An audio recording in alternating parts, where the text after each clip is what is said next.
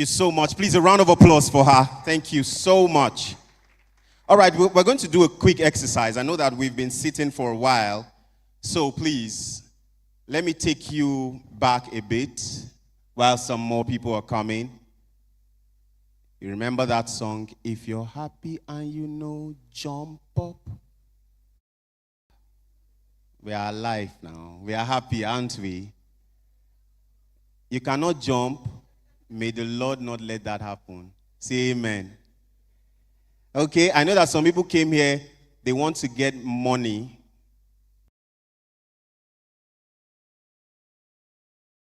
Okay, we can do all of it. You can make money, start new relationships, network, and get everything.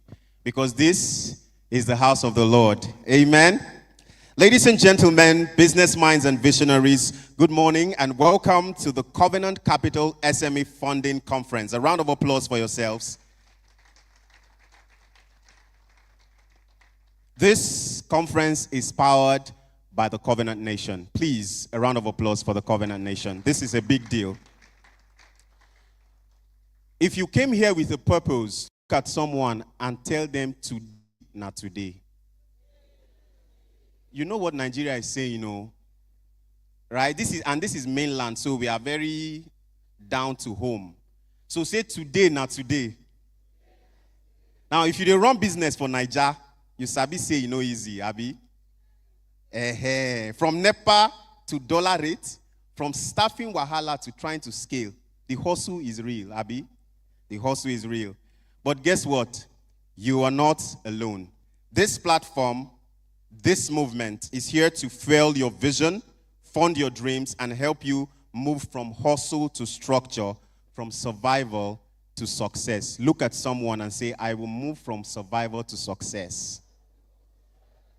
This is Covenant Nation. We believe in the power of the word. Look at someone and say it like you mean it. I will move from survival to success.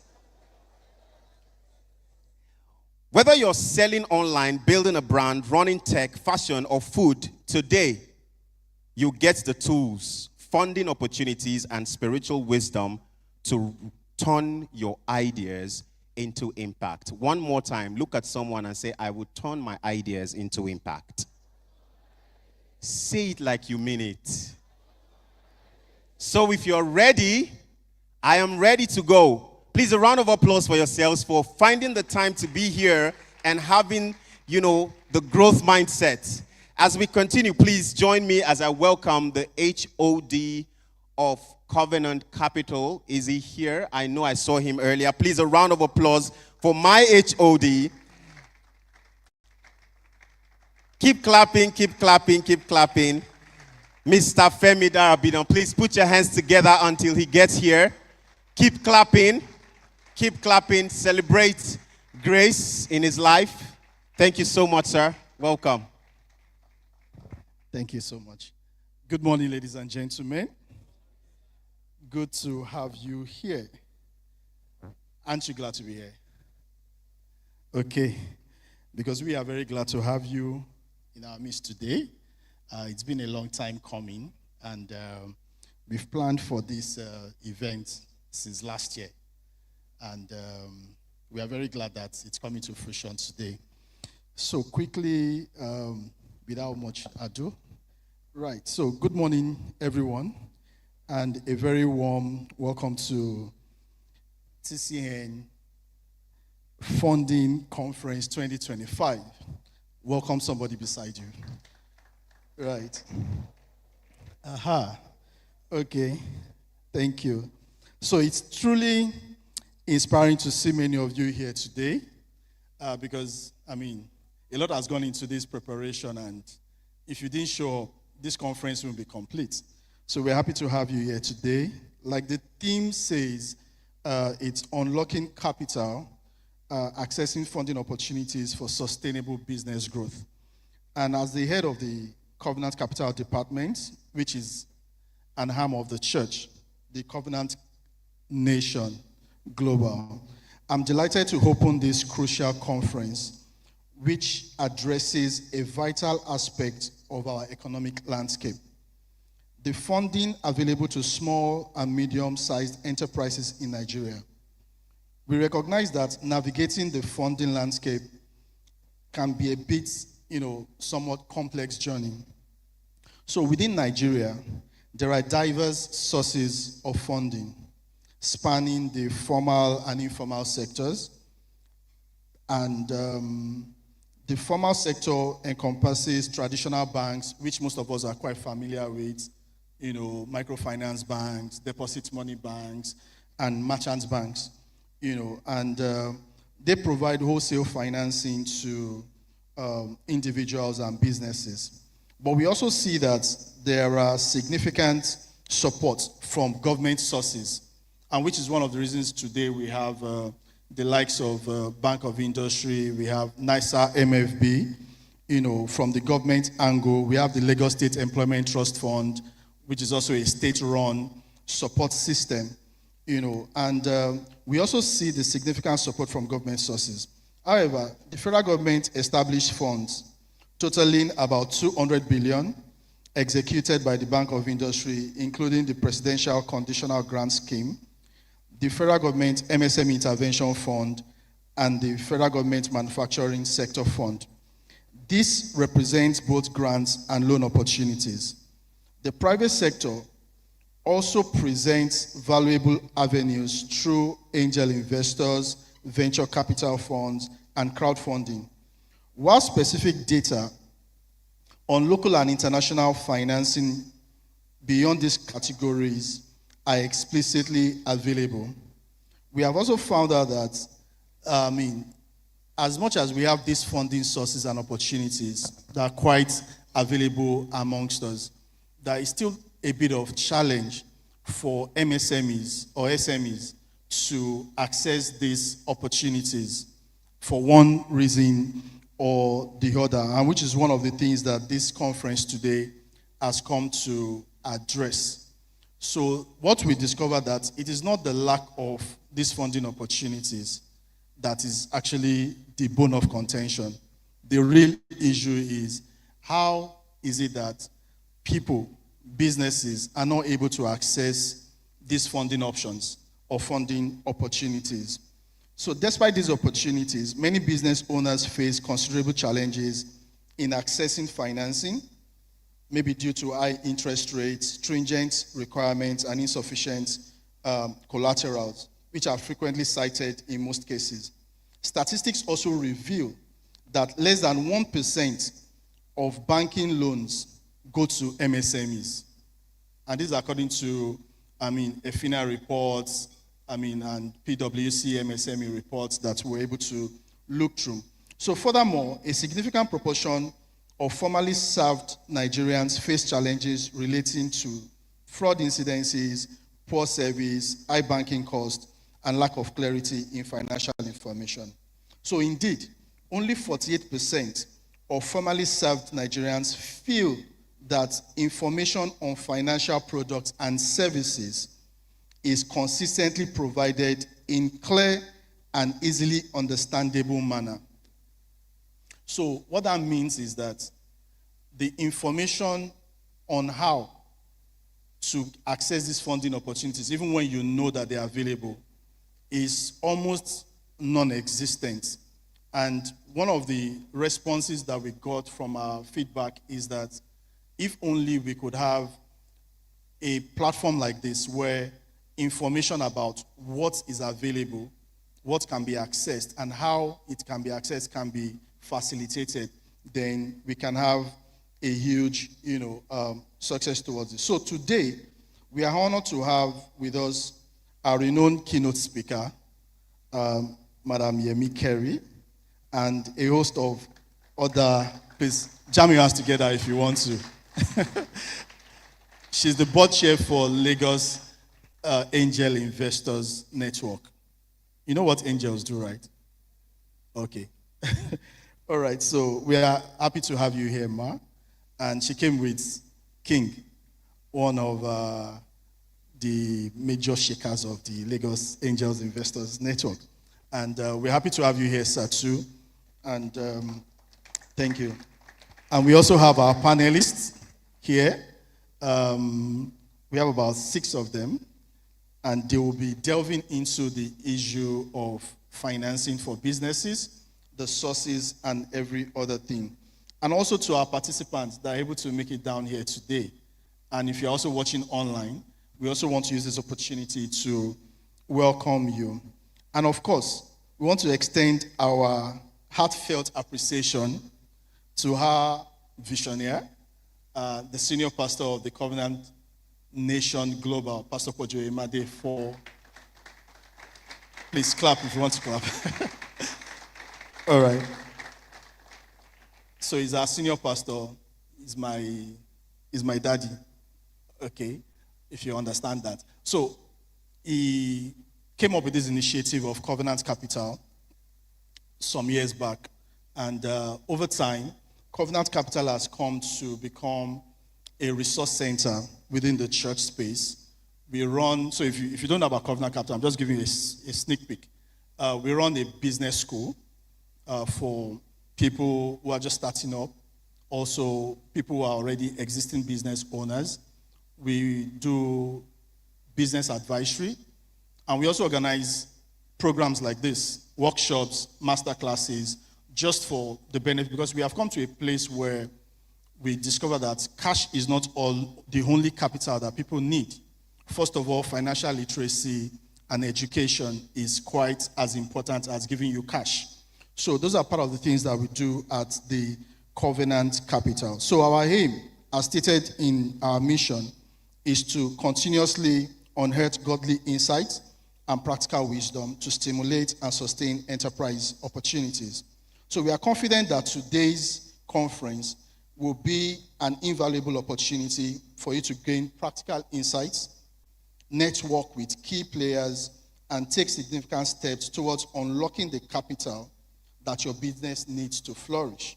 So once again, a very warm welcome to you all, both in this auditorium and also if you're watching online, to the TCN SME Funding Conference 2025. Let's make it a productive and impactful day. Thank you.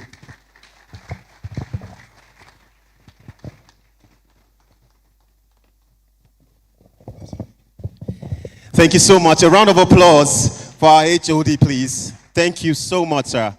Really appreciate that one. Now, one thing I believe about success, or some of the things I believe about success, is if you're able to have access to information, that is good, but it is not enough. It is what you do with that information, the action that you take, that will determine whether you're successful or not. I'm sure you're here today because you want to be successful. If you have a business or you're starting one, if you want to be successful, let me see you wave your... All right?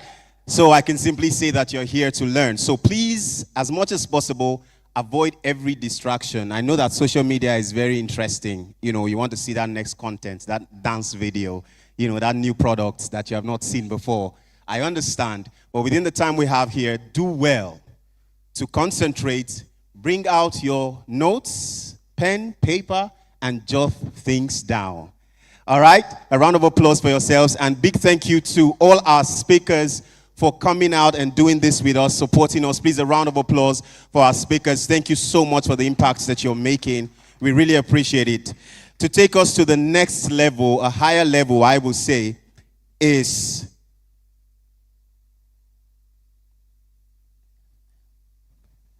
What's the media? We have a profile, our keynote speaker. Please put your hands together with me. I'm sure that the profile will be played as she speaks on the topic unlocking capital, accessing funding opportunities for sustainable business growth. And that is no other than the one that needs no introduction, Yemi Kerry, the board chair, Lagos Angel Investor Network. Please, a round of applause. But please, we need her. Thank you so much. Thank you so much. Thank you. Please, a round of applause for her. There's the introduction. What's the media? Thank you so much. Thank you.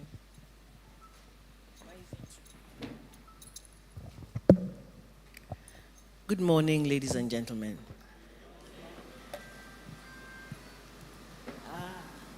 So I won't see myself.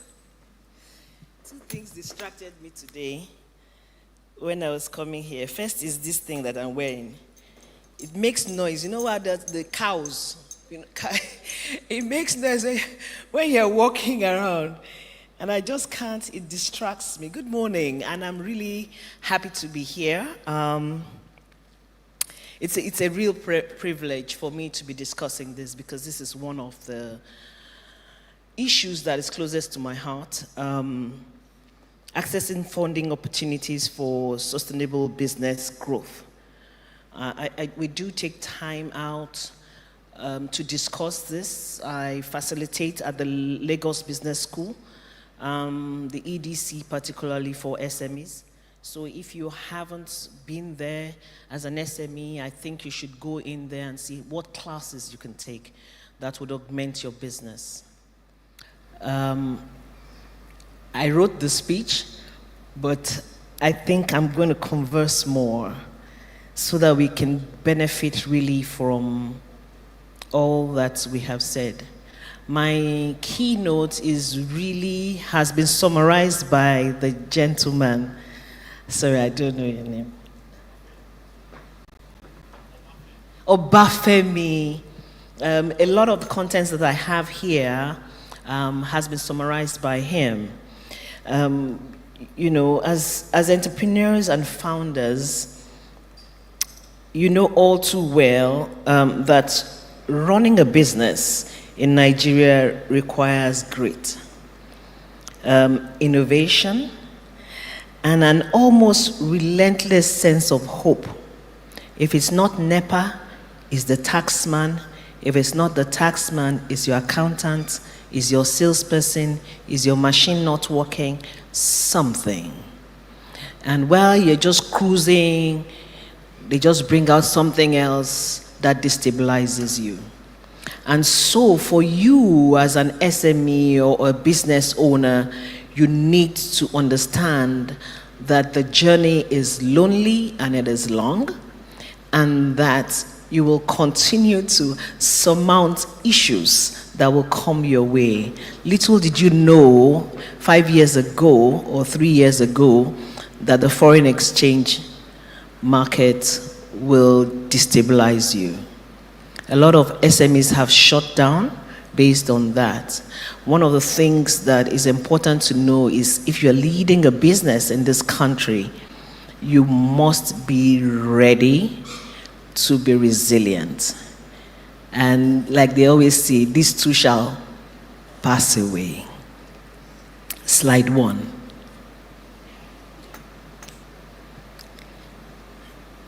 My slide 1, I tried to put on the funding landscape, or that as I understand it and as I've seen things.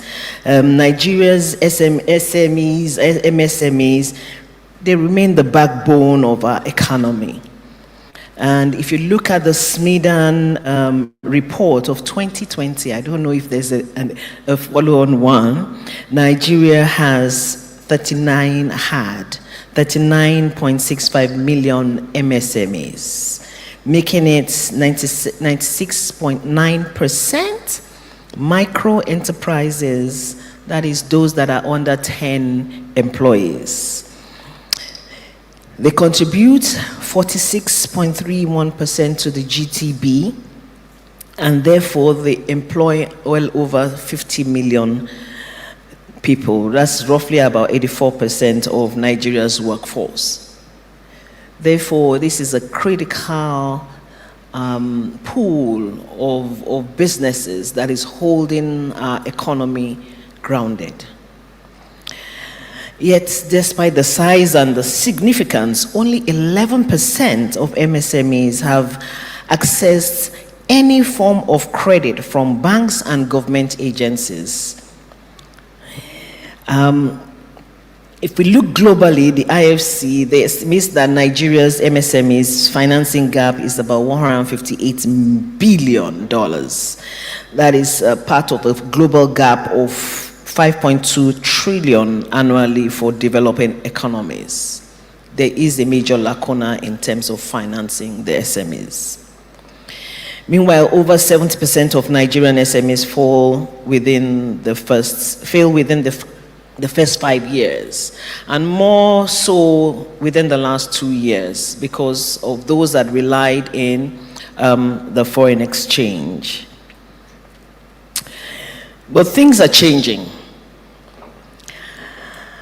We are witnessing an evolution in the funding ecosystem.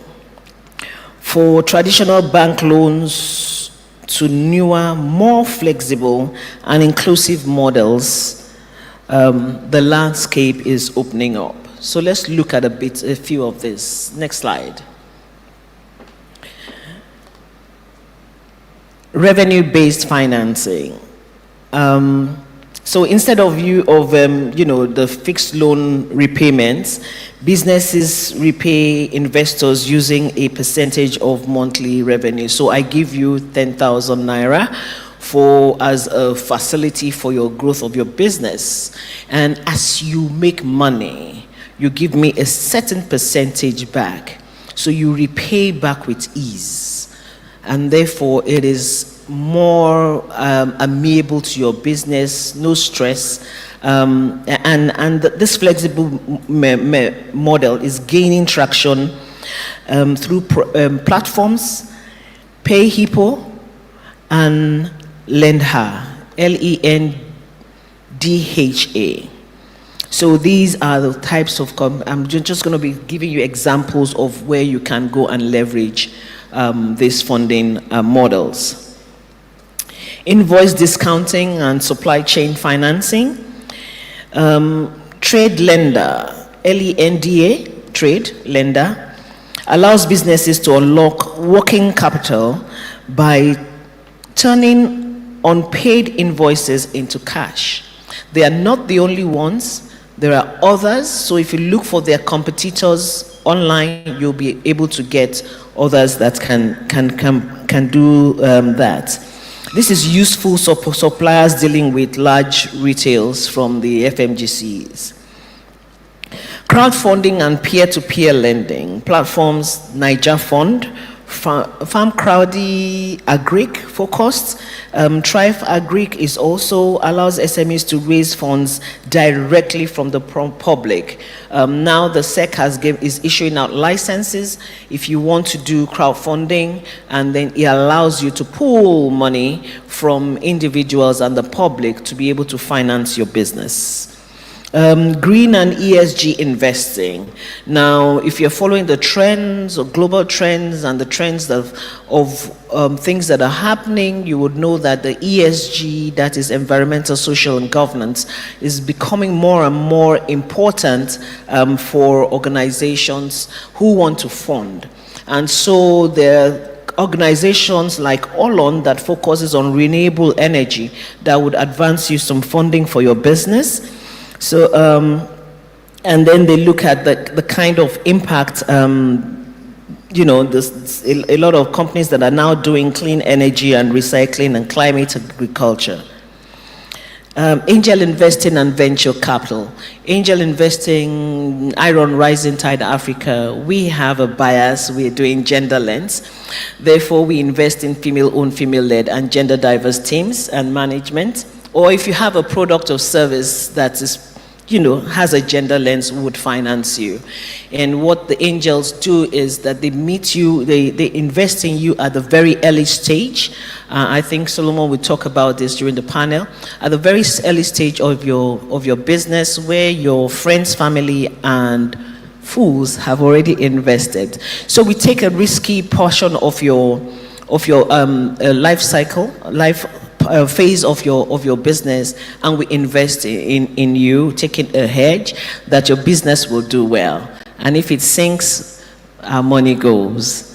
But then after you have been able to grow your business to a certain extent, the venture capitalists will give you a larger chunk of money, and then they will invest larger amounts of money. So if you're talking about the value chain for angel investing, if Rising Tide Africa invests in you, our own exit will be looking at Arua Capital to give you that large chunk of money, so that when they invest, we go out of it.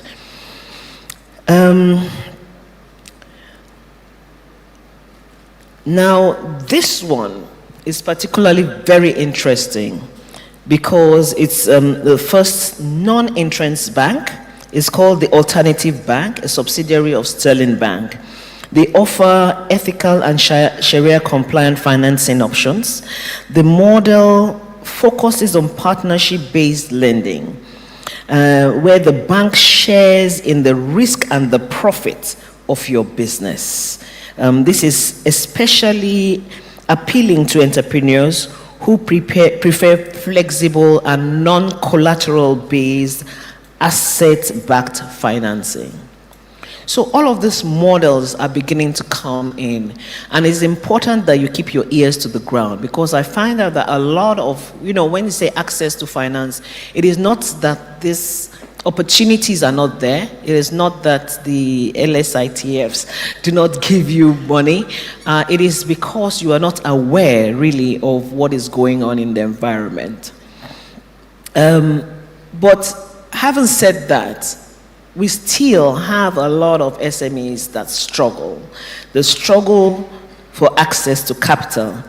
And I've tried to itemize the 6 major hurdles that lack of collateral and credit history. As angels, we invest, we take a chance on you, right? I'm investing as an individual from my own pocket, and I know I'm taking that risk. However, the institutions that are going to invest in you have other people's money. And so because of that, they're going to be looking at how can I de-risk this investment that I'm going to take. And that is why a lot of them ask for collateral. How can I guarantee that this money I'm giving out is going to come back? Because it's really other people's money. But a lot of MSMEs do not have the kind of collaterals that the organizations ask for. And so that really is a struggle. A friend of mine went to BOI and wanted to get a loan from them. And at the end of the conversation for her, it was, maybe I should I still sell the land and get the money, because they're not going to take my land. They want building on it or something that has more assets. So if I sell the land, I will have the money and then I can do that. So the kind of collaterals that are being sought is not that friendly to the MSMEs. So one of the things, Carbon and Rain Money are changing this by offering loan based on cash flow and digital transformation history. So if you go to Carbon or you go to Rain Money, they're not looking really at your building and house and whatever it is, the assets. They're looking at other ways of collateralizing. And so for you as an SME, you have to formalize your revenue streams using tools like QuickBooks. If you cannot even afford QuickBooks, you can look at even ordinary Excel. Just make sure that you're documenting. There is also, Kippa, K-I-P-P-A, and you can use that to keep your records. It is important that they see traction and that they see that your cash flow is doing well. Then there is the issue of inadequate financial records. This one, it is, I don't know how many of you keep your books properly, but it is one of the determinants of whether I want to give you money, even as an individual, not to talk of an established organization. So, a market woman sells about 500,000 worth of goods on a monthly basis, but she has no records. And she just says that I have sold. How am I going to believe that? So it is, use simple accounting apps or even Excel to track income, expenses, and inventory. Partner with there are some local fintech offering bookkeeping services that you can look for that can, help you with keeping your records. There's also very low financial literacy. Many SMEs don't understand loan terms, how to calculate the return on their investments, and this leads to poor decision making, right? So if you don't know how much your loan is, what the interest rate is, how much it will affect, how it will affect your business, if you don't understand all of those terms, then you're lost in the conversation of raising funds. And so you have to leverage on, she will talk about it, LSI here, places like Faith Foundation, Tony Elumelu, they offer and provide business training and finance training. And I heard Obamefemi say that the church also provides all of those. One of the things that I must stress here is that you need to particularly take up all of these opportunities. Look at it as an investment. The time you spend going to understand all of these things is an investment into your business. Don't just say that you're going to sit down there, you're not going to understand, and you don't ask questions. And it's not supposed to be burdensome. It's for you to be able to know that once you attend one of these, it will give you more clarity for running your business. And then there's the issue of high interest rates. Commercial banks' rates can exceed about 25%, which is not feasible for many MSMEs or SMEs. That's why the Development Bank of Nigeria, BOI, AFD, are essential. They give lower interest rates to MSMEs. You need to find out, SMEDAN has a fund, you need to find out how you can get access to it and try and understand the eligibility for accessing those funds. Then, this one, even if you have run your business for 3, 4, 5 years, I see this on a consistent basis. Your statutory requirements, your regulatory requirements. I've seen people that have run the business for 5 years and are looking to grow the business to the next level. And when you ask for this, who are the directors in your company? They have no clue. Because they took a company that maybe their parents registered, or they registered when they were girlfriend, boyfriend with somebody when they were younger, and they took that company and they started running with it. And so they didn't take time to change the directors that are in the business. And that for any investor is a no-no. So please look at your statutory requirements, your regulatory, pay your taxes. Anyway, nobody needs to tell you again. They are very awake now. If you're running a business, if you've not seen the tax man, that means that you're not submitting your tax reports. You need to submit your tax reports. It's better to face them than to avoid them. So seek out one-stop shops, platforms like SMEDAN's SME portal, and they will help you formalize and connect you to funding. Perception of risks. Investors and banks see SMEs, especially women-owned SMEs and youth-led SMEs, as risky, and most times they see it as informal. So you have to de-risk your business. You have to join business communities. You have to build a digital footprint and show consistent revenue over time. Use endorsements. I know a lot of you are good with, what's that thing? Social media. Use testimonials from your customers. Use your successes. You have to amplify your successes and to build your credibility.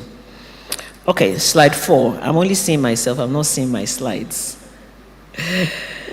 Okay, I've said all of these things, but then how do you position yourself to be able to access this funding? Unlike startups that are high growth organization, most of the SMEs are focused on building stable, profitable and sustainable enterprises. That means you sort of have to grow organically. To attract funding, whether from banks, DFIs, alternative channels, you need to focus on structure and credibility. Those two things will attract any investor to you. So get your house in order. 1, register your businesses with the Corporate Affairs Commission. Open a dedicated business account. Don't mix your personal with your business. I remember when I started off my company, before I got my board of advisors, I was, anything that the company makes is also mine. After all, I wrote the check and I got the deal, right? I went and did everything. So the money, the revenue is all mine. But one of the first shockers I got as I started trying to structure my company was that my board of advisors asked me whether I have a letter of employment. And I'm like, so who's going to sign that letter of employment? Am I employing myself? But what you need to realize is that your company is a separate entity from yourself. I'm sure a lot of you have heard that. And it truly is a separate entity. And so you must treat it as that. So if you have to write yourself a letter of employment, write it. If you're supposed to be entitled to 200,000 a month as your salary, write it in your account, even though you are not yet making that 200,000. Now, what that does for you is by when you start to make money, the company would be owing you for the months in which you have not collected your salary, and therefore you can then draw down. The second thing was that I had to separate and be on a salary. And I was asking them, I said to them, how can I survive on this money? That this cannot even take me, because I was used to largessing. When I make a profit, I largesse. Then they tell me that I have to have this, and I'm thinking, how do I survive? And what they told me was that it's simple. Go and bring business to the company. When you get that business, based on your letter, you have bonus. So you use that bonus to largesse. So I had to start targeting. It propelled me really, because I had to start targeting major deals, so that I run a technology company, by the way. So I had to start looking for major deals so that my bonus, no doubt, can survive, make me survive. So those are the tricks of the trade. So you need to separate all of these things. The company's money is the company's money, and your money is your money. Keep basic records, and your monthly sales, your expenses, your debts, obligations, And the second thing is to understand your capital needs. It is not every business that needs funding. It is not. You need to really look at your business. If you do not know why you need funding, then you have people to go. Your network is very important, right? So I've dropped a lot of names here. You need to go to the church mentors and ask them, I'm selling, but there's something wrong. And they will look into your books and they will tell you whether you need money or not. You need to understand your needs. Is it time for you to go and start doing marketing and get money to do marketing? Or, what is it that is it time for you to even build a technology platform? It may not be for you. You might go and then partner with someone that has already built, right? So you need to understand your needs. You have to have a clear business story. You it's not just slides and everything. What are you selling? Who are your customers? What makes you and your business profitable and competitive? What value are you bringing to the whatever business that you have? But aside from, all this financing issue, there is a need beyond capital. So what else do you need?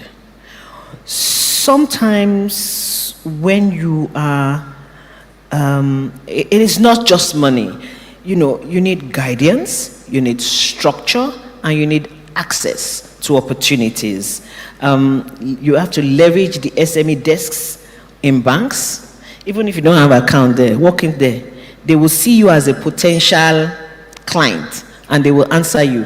A lot of banks have SME desks. There's GT, they have SME Market Hub. They help small businesses go online and reach more markets. Access Bank has the W initiative that supports women-owned SMEs and finance, training and advisory. FCMB has an SME desk, and they are very good with SMEs, and you need to go in there and see how you can leverage them. First Bank and UBAs, they specialize in SME lending with lower documentation requirements. So you also need to tap into the SME-focused consultings and support programs. Your church has one. PwC runs an annual SME survey and provides accounting support. Deloitte, Ernst & Young, KPMG, they all have SME support and they offer capacity building.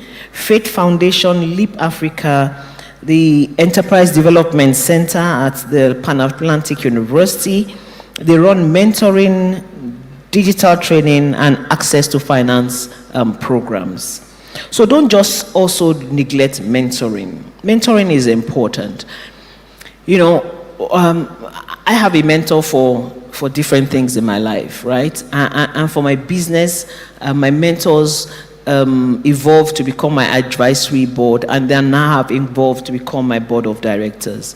There are people that have gone this journey ahead of you. You're not the only one in this business, and you're not the only one just starting and struggling.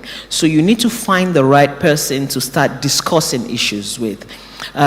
You're not digressing. Whatever happening in your life affects your business, except you're one of those good people that can separate it. So if you're having domestic issues, it will affect your business. So you need to find a way to sort of sort that out so that you'll be more productive. So you have to find mentors in all of this. I'm not talking about people that you go and gossip with. I'm talking about people that will really look at your issues and discuss your issues with you and give you a probable solution. In conclusion, I've finished. The future belongs to the prepared. I'll leave with 3 takeaways from all that I've said. The funding landscape is changing. There are many more tools today than ever before, from alternative bank to angel investors to cloud funding. So please explore them. Secondly, your business must be ready. Your structure, the financials and recording, polish your records. Your documents are of value to you, right?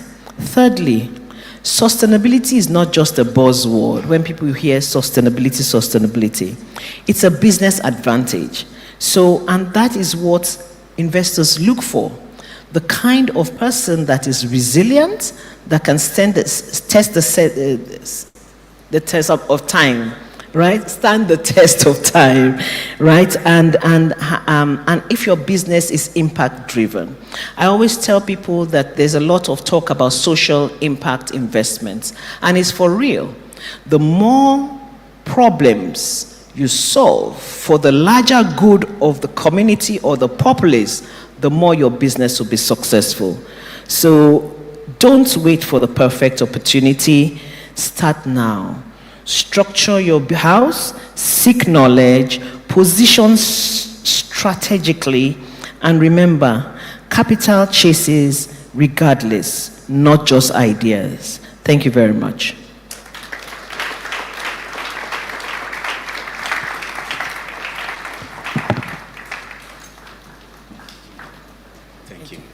Thank you so much, man. Please, a round of applause for her.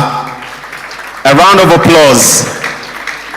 For me, I think that was a master class, right? That was a master class. Thank you so much. Should have done this earlier. Yemi Kerry is the chair and executive director, an award-winning, commercially minded technologist with 23 years of experience in the information technology and telecommunications industries, serving in both the public and private sectors. Please, a round of applause for her. 23 years. I can't remember where I was that time. Thank you so much for sharing this knowledge with us. We really appreciate it. Did you learn something? I know that some people were like, God, am I sure I'm ready? Right? I mean, she said so much, from taxes to, keeping your accounts. I think the interesting one for me was when she said that you should write your offer letter or employment letter, and see how much you pay yourself. And I know some people will be like, 2 million a year, so that the company can owe me big money when I'm ready. Don't be greedy like that. Okay? Did you learn something? No, I think I should. While they are setting this up, who would tell us something that they're going home with today? Something. I'm sure you have so many things, but let's talk. Let's talk quickly. Yes. Do I need to stand up? If you want to stand up, that's fine. Camera day is good for publicity. Good morning, everyone. My name is Sally. The name of my business is Sally's Bite and Sip. She talked about registering your business. Okay. So this is, God bless you, ma. Sell your market, right? Your Instagram handle, what do you do? All of those things, all right? It's an opportunity. Okay. I'm into local snacks, and the name of my business and Instagram is Sally's Local Snacks, Sally's Bite and Sip. So she talked about registering your business and having the business account. The reason why I don't want to register, they said they would take some amounts of money. Government will be taking money from your business account. I feel like, why are they taking money, So I just have my own normal accounts for my business.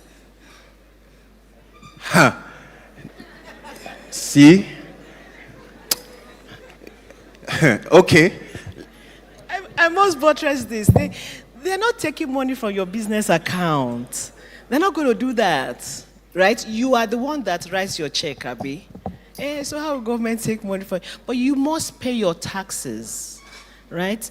And for it depends on, if you look at, where's Mr. Obafemi? I think they need a master class in this, because if they're not paying, if they're not registering because of the perception, right, is wrong.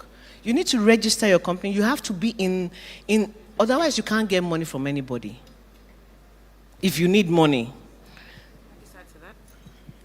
Sorry. Yes, because I do apologize because I'm already starting my work. So my name is Feishayo Alayode. I'm the ES for LSETF.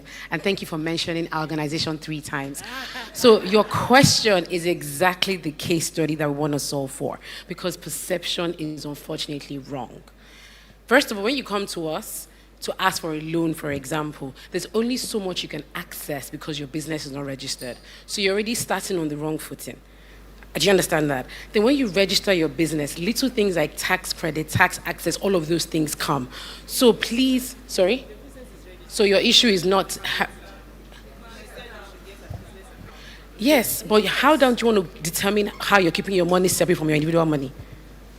You're managing it manually. You don't need to do that, because you're basically saying the business is sustainable, is successful. I need XYZ to get to this level. You need to be able to prove that beyond who you are as an individual. And even when you come to us and we can only give you 5 million, for example, by the time you pay that 5 million back, you can now access more funds. You are telling your story. You're showing your track record. Please don't do your business a disservice, yeah? But honestly, that masterclass you asked for, we're happy to do that. So just let us know, yeah? Thank you. Thank you. Thank you so much, ma. Thank you. We really appreciate it. That's how it is. Just one more person or 2 persons? All right, sir. You may have to just come forward quickly. He's been raising his hand. Please, a round of applause for him. Thank you. If you could make it faster, would appreciate that. Thank you, sir.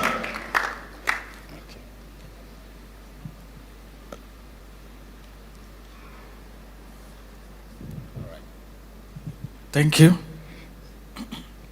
My name is Amodu Ayo, MD, Two Yusuf Brothers Food. Those of you with LSETF will know me. Thank you very much. I'm one of the beneficiaries of LSETF, and I think they are doing well. Please, I said, my name is Amodu Ayo. I'm one of the beneficiaries of LSETF. I'm the MD to Yusuf Brothers Food. What I want to ask is this. Like LSETF, I think the states should have rules for commercial banks and other lending companies that if an SME is coming, this should be their conditions for lending. If bigger companies are coming, they should have their conditions. Because in my own area, like Agbara, where from probably Vokes to Agbara is like 5 or 10 communities, but no single bank. Now, any bank that comes around, whatever condition they give us for lending, we don't have choice. We will have to obey even when the conditions are killing. But if the states can put regulations that this should be the requirement for SMEs, wherever the bank is, whether behind the river, upland, anywhere, we will have the same conditions like those on the island. Because if you tell me to come from Agbara to Ikoyi to see the head office or meet the regulations of some of those banks, I will die in my community without accessing those facilities. Thank you. All right, thank you so much, sir. We really appreciate that. We'll just take that question, whatever questions you have, to the panel discussion that is starting about now, because it's looking like the questions are coming in. Please, there's a Slido QR code. If you could project it, to media? Yes. Just scan this QR code so that you can ask your questions easily. Right? You have questions, I know. Write them, all the grammar, everything that needs to be there, the juice, put it there. Okay? As we go into the next session. And to help us do that is Laomi Olatunji. Please, a round of applause as she comes up and she'll introduce the panelists. Please keep clapping. Celebrate her. Celebrate. Thank you so much. Thank you.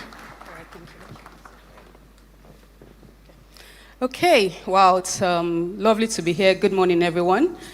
So we'll go straight to the panel session, and I'll call on the very first speaker, someone dear to me because she's a member of Covenant Capital, and you know yourself. So I'll call on Oyebuchim Obiemi, if you could show a profile. Right, welcome, thank you very much. So Oyebuchim is currently Senior Vice President at Cardinal Stone Partners, and she leads the investment banking division. She provides leadership oversight in client origination and financial advisory. So please welcome Oyebuchim.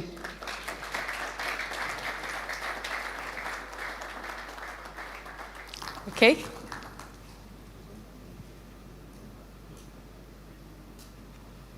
Okay.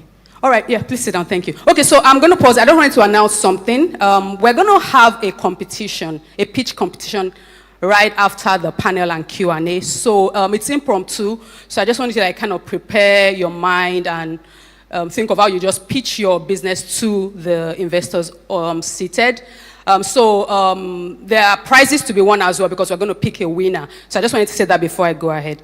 Right, so my next panelist is from the lady that's graciously answered the questions that came up, Feishayo Alayode. Thank you very much.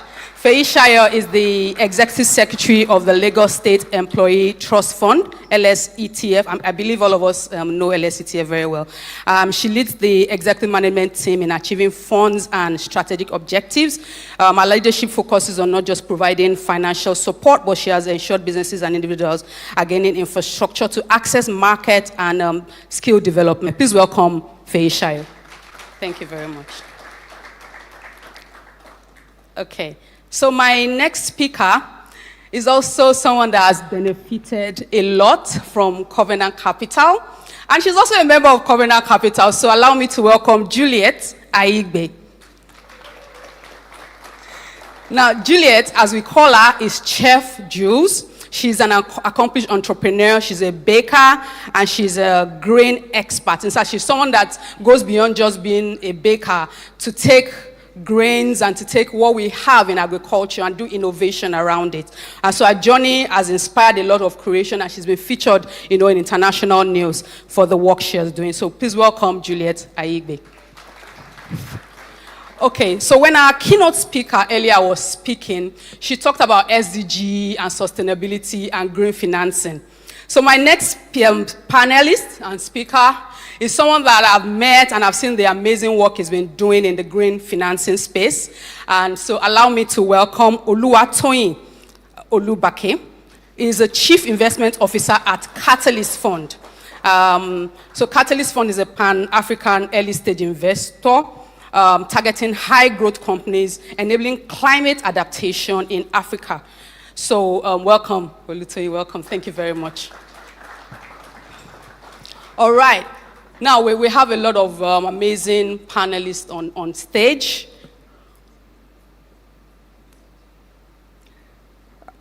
All right. So my next speaker is an investment professional with over 17 years experience in investment management and private equity.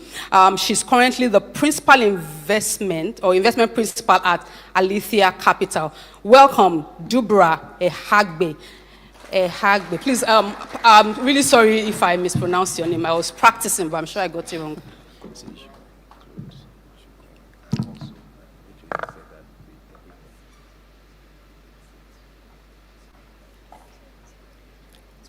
Okay. All right, so welcome, Dubra, again. Thank you very much.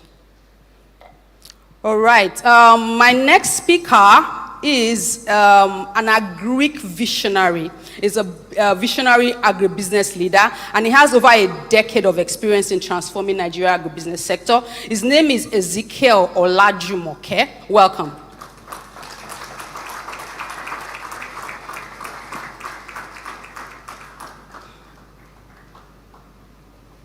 Welcome. Thank you very much. Okay, and I have a few more people. Now, I'm going to call on someone that has been a development strategist and entrepreneur ecosystem builder for over 7 years, and is fostered developing structures that will help businesses grow. His name is Chukwuemeka Precious Okeke. Welcome, Chukwuemeka.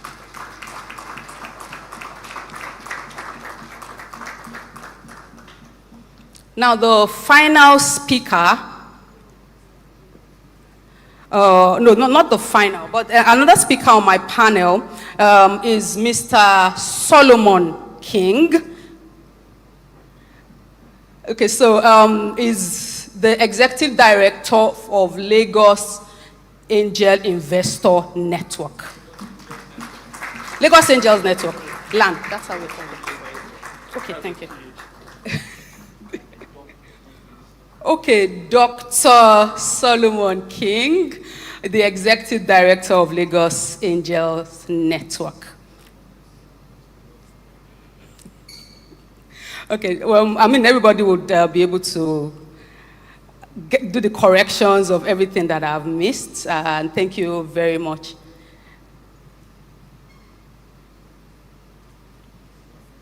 Yes. All right.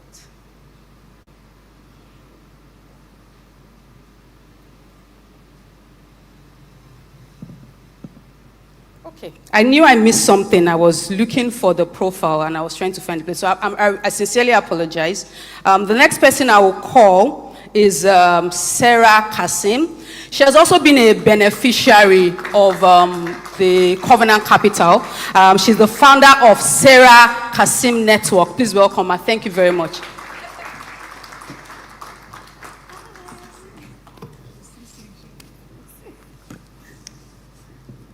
All right.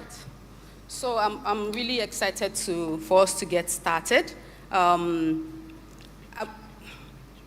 Okay, so before we go ahead, because our keynote speaker may leave before the end of the session, we're planning to take a quick picture with all the panelists on the stage with her, so that we will now come back to the Q&A, if that's good enough.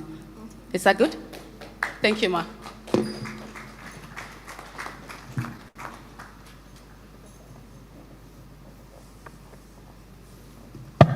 Yes, apologies for the inconvenience. Photographers, please.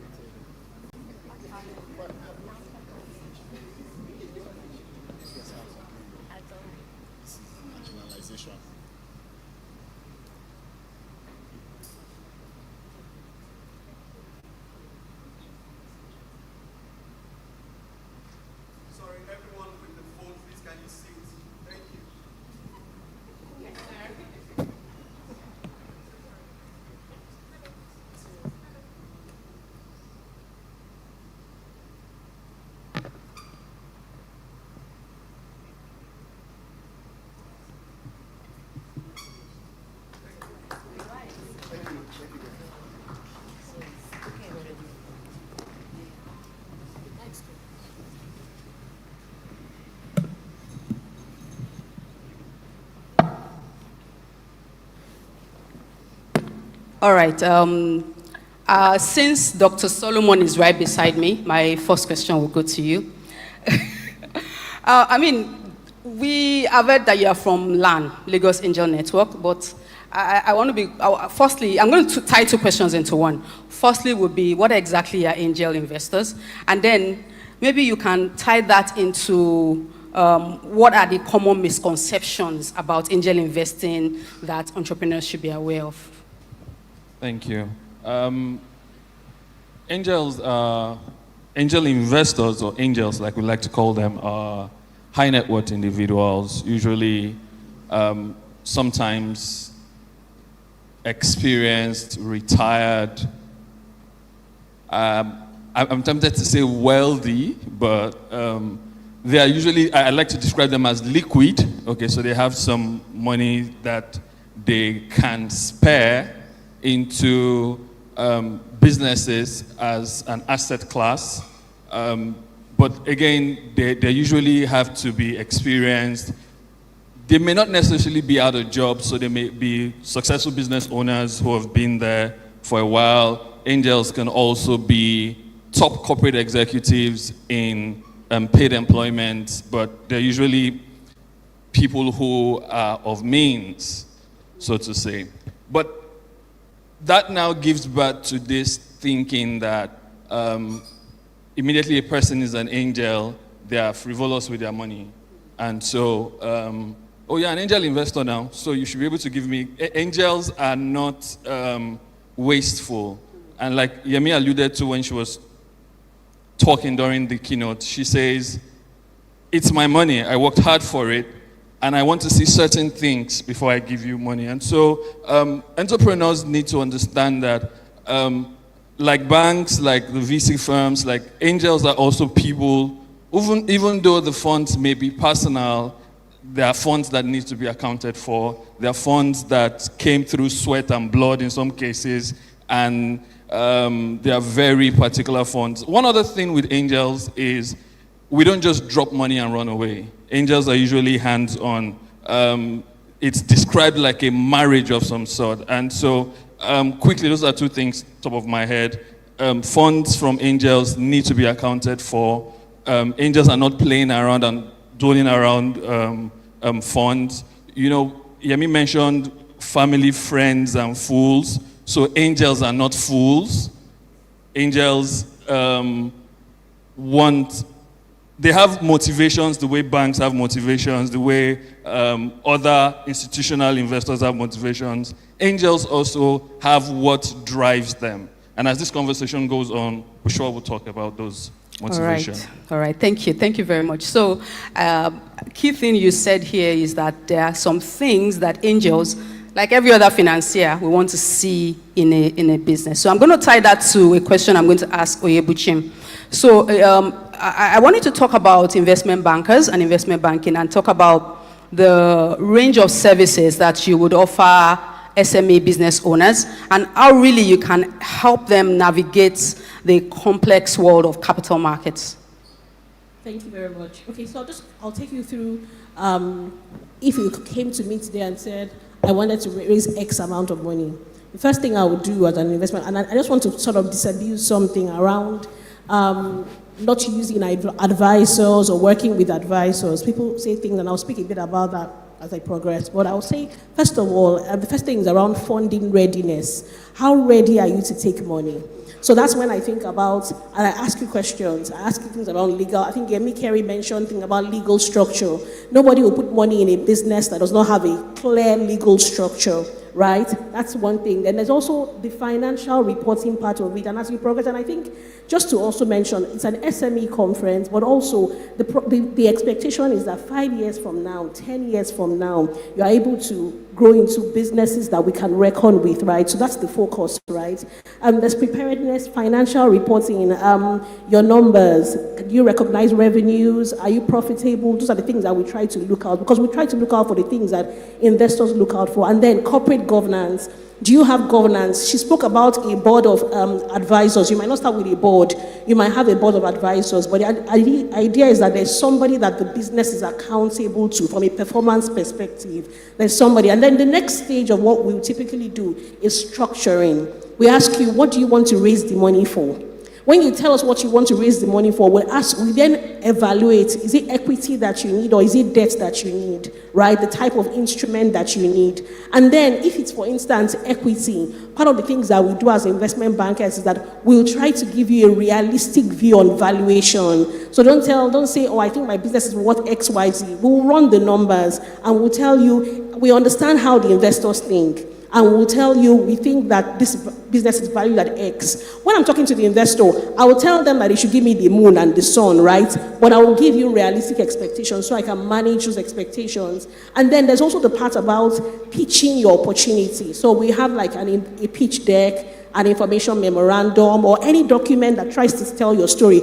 Part of what we do is to help you tell a very compelling equity story that makes an investor see and say, okay, I understand what you're doing. I see your competitive landscape. I see your market positioning. I'm able to see the financial upside in this opportunity, and it makes sense for me to do it. As part of that, we'll help you. You hear them talk about projections, forecasts. We will actually help you build out a robust financial model that tells an investor, this is where the business is today, 5 years from now, this is where they're going to. And you can then start to put a monetary value to the kind of returns they can make from your business. And then when it comes to even engaging the investors, we connect you to investors. We'll tell you, depending on the kind of money that you want to raise, we'll tell you, these are the kind of investors that are available that can actually work with you. Oh, Alethea Capital, or Catalyst Fund, they can work with you. And then when we get to the part of preparation for things like due diligence, oh, they will support you, they will want to look at your books. We will prepare you for due diligence. We'll tell you financial, operational, everything, strategy. We'll tell you, look at your documents. We'll help you rejig things. We can tell you there are gaps. Sometimes you come to us in January, we may tell you they're not ready for money until 12 months, 24 months. But we have to get you ready to receive capital. And then when it comes to when they've done a due diligence on your business, and then we want to start negotiating, part of the things that we do is that we negotiate commercial terms. So we can tell you, this is the valuation you will do that. There are things around governance rights that you will get as part of the investment. We'll help you negotiate those things. And then at the end of the day, when we have a landing on the deal, part of the things that we do is that we'll help you meet all the conditions precedent to closing the transaction. And also for like SMEs and other businesses, we also provide post fundraising support. So things like deployment of capital. If you said you wanted to use the money to do X, Y, Z, we're working with you to make sure that you are applying the funds to their most profitable and optimal uses. And then if it's for SMEs, maybe you're in your pre-funding round, we'll stay close to you because we want to grow with you. When you start your seed funding, Series A, Series B, we want to be part of that process as well. Wow. That was amazing. Yes, thank you very much. I mean, you said so many things that I don't even know where to pick, but I think key is the fact that business owners, SMEs, you need to be investment ready, you need to be financing ready or bankable, if you're doing projects. And that's cool because I want to tie this to a question that I'm going to ask Olubake. So, Toyin, now, I've seen SMEs or startups, when they come, they have their own concept or perception of what their company is valued at, like what's their valuation. They really just decide on their own. So I want you to explain to us, how do you determine a fair valuation when you want to invest in a business? And then I want you to also tie that to, it's a totally different question, but it will be two questions in one. So it will be, what are the most common reasons why a deal will come to you and it will fall through? Thank you very much. Maybe I'll start with that question before going to valuation. Okay. I think in Yemi Kerry's presentation, she covered a lot of things. One thing that really stood out to me was one of her penultimate slides where I think she said, get your house in order, understand your needs, tell your story. And even before this, I was thinking of three similar things. You know, what can you prove about what you've done in the past? How do you understand what you need and where are you going? And the challenges that you will find with fundraising will almost always fall into one of those three buckets. And so it's really important. I'll keep on referring to those things, and I'll say it's really important to understand how those things play into your investment process. So I think the first reason why a lot of times we are not able to consider opportunities we come across is that we have a mandate. It's important to understand that everybody who has money to give has specific things that they can give that money for. And if you don't understand that, you will spend a lot of time and energy talking to people who may like you and like what you're doing, but fundamentally are not allowed to support you. So, for instance, if I know I need equity, there's no point in me going to a bank. Doesn't matter how much the bank likes me. The banks are not permitted by the CBN to give equity. Right? So it's as simple as that, but it becomes more nuanced when, okay, you need equity and you're going to meet Alethea Capital, maybe. And Alethea are managing a fund that has a gender lens. So if you are male, your business does not have any gender focus whatsoever, your ownership, your team has no venture focus, it doesn't matter how much Dobra likes you, she's not permitted to invest in you. So it's important to, before you approach investors and banks, whatever, it's important to understand what their priorities are, what they're allowed to do, what they're licensed to do, and to ensure that whatever you're trying to propose to them, it fits in the first place. That's the first thing. The second thing will usually fall into the getting your house in order bits. There's so many things around there that often become a stumbling block. I remember I started my career in investment banking, and very early on, there was a company that wanted to list on the stock exchange, and we had this marathon meeting, and they just couldn't agree with how we thought about their valuation. So much back and forth for hours. And eventually, they sent almost everybody out of the room. It was the guys left to talk to each other. 5 minutes later, they came out. And then what my boss told us was that, to the question that I think a lady had asked earlier, they had kept a separate set of books for reporting for official reports versus their actual performance. Now, they knew their value, but they were not able to obtain their value because they had not kept or reported the proper records, right? So the point that was made earlier is true. Like, it feels like you're giving something up, and you are, in a sense, you're giving something up, but you're also laying the rails to be able to go further and eventually to be able to go faster. It is a necessary expense, you know. If you think that you're saving something by keeping whatever regulatory or statutory payments you're supposed to make, it will catch up in front. And even if it's not catching up because you're trying to raise money, it's to catch up the day they find out that there's an office in that your building. Maybe you think it's because it's a house. I don't know how those tax guys do it. Like, maybe the ones they watch, 3 people are entering that place every day around 8, 9 a.m. Before you know it, they're at your door. And so it's not even worth whatever you think you're saving, you'll probably end up paying more in the long run.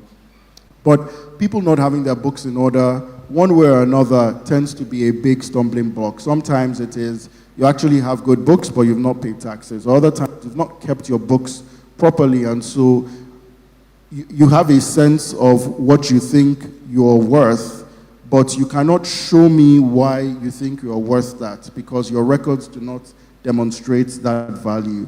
And it doesn't mean that you're not actually worth that, but you need to be able to prove it. So that, again, is one of the common reasons where the sense of value that people have will be very far from the sense of value that the investor has in the case of equity. Other things, Yemi covered again in her presentation, things like if you're going for debt, do you have the right sort of collateral? Or do you understand that there's debts that you don't need collateral for? Maybe you're trading with a big corporate and you can discount your invoice from them to release cash. But you need to know that. So that's another thing, coming back to what I was saying earlier about understanding the landscape and where opportunities are. And then for the question about valuation, really it comes down to, there is the cost of a thing, or there's the price of a thing, and there's value. The price, both of them include a bit of subjectivity, but the value is extremely subjective. And again, I remember I've had the pleasure of working with both Dobra and Rimbuchim, and they will tell you that valuation is both a science and an art. There are methods and metrics that you will use to value a business. What's the revenue? What's the profit? What's the cash flow? There are things that you need there that come back to your record keeping and the quality of your records that will help you demonstrate why your value should be something. But beyond that, there's also the fact of what the person on the other side is willing to pay. And it's just a reality. And so inevitably, every valuation comes down to a negotiation. There will be your perspective of what you think the business is worth. There will be my perspective of what I think the business is worth. And then we then need to negotiate. The more proof you have as to why you think your business is worth what it is, the easier it is for you to make your case. The more proof I might have about how, I think the value should be this, the easier it is for me to make my case. The one other thing I will say that I've seen happen a lot is people try to front load the value of their business. And what I mean by that is you may be building a business that you believe is worth, let's say, ₦1 billion. And so when you're having a conversation with me, today the business has maybe done 10 million naira in revenue, but you're telling me that you think it's worth ₦1 billion. The challenge is not whether your business can be worth ₦1 billion. It is that today it is not worth ₦1 billion yet. And you actually want my money to get to the point, or the money I'm managing to get to the point where it is ₦1 billion. Now, I'm not going to pay you for the work that I will help you do with your business, or that the money I'm managing will help you do for your business. And so sometimes I find that business people feel offended when somebody says, no, I don't agree with the valuation. The valuation is today, is not tomorrow. It's for the money we want to collect today. Fine, in fact, if I didn't think you would get to ₦1 billion, I might not be interested. So I agree that you'll get there. It's a question of what is the right thing for me to pay now. And that's something else I think entrepreneurs need to bear in mind when they have these sort of conversations. Amazing. Thank you. Thank you very much. I think you just hit the nail on the head. So it's not about the future value. While we can do that with financial model, that's good. But what is it worth today? When we talk about valuation, that's very good. So Dubra, my next question would be to you. Now, I like to use the word, let's put on the lender's lens. Let's look at the perspective of the investors, right? So my question to you would be about risk profiling. So how do you profile an SME or a business to say this business is risky or I can invest in this? Because I'm saying that because if our audience here can see how the people on the other side of the table are thinking, then they may start thinking like that and know how to access capital. Thank you. Thank you very much. Can you hear me? Yes, please. Thank you. It's really good to be here. It's really an opportunity.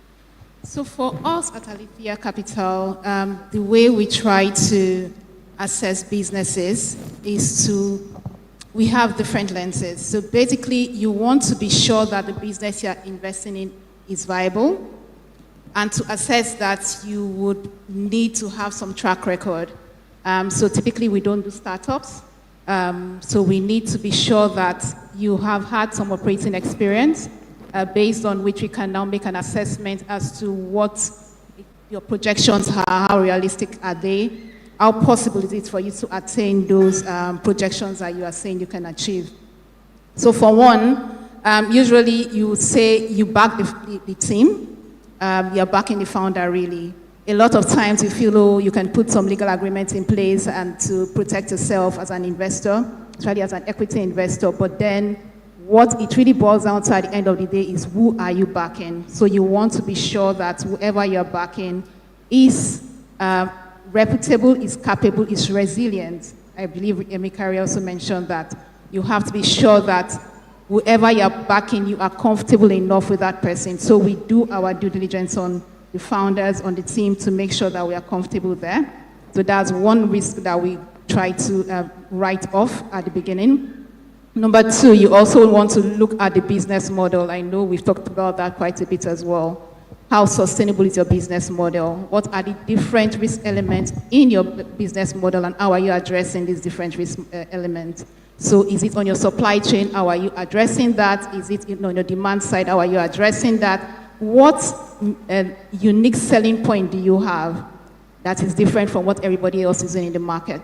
So you also want to assess that to make sure that whatever the investment I'm making it in a company that is viable, that can scale, that is sustainable.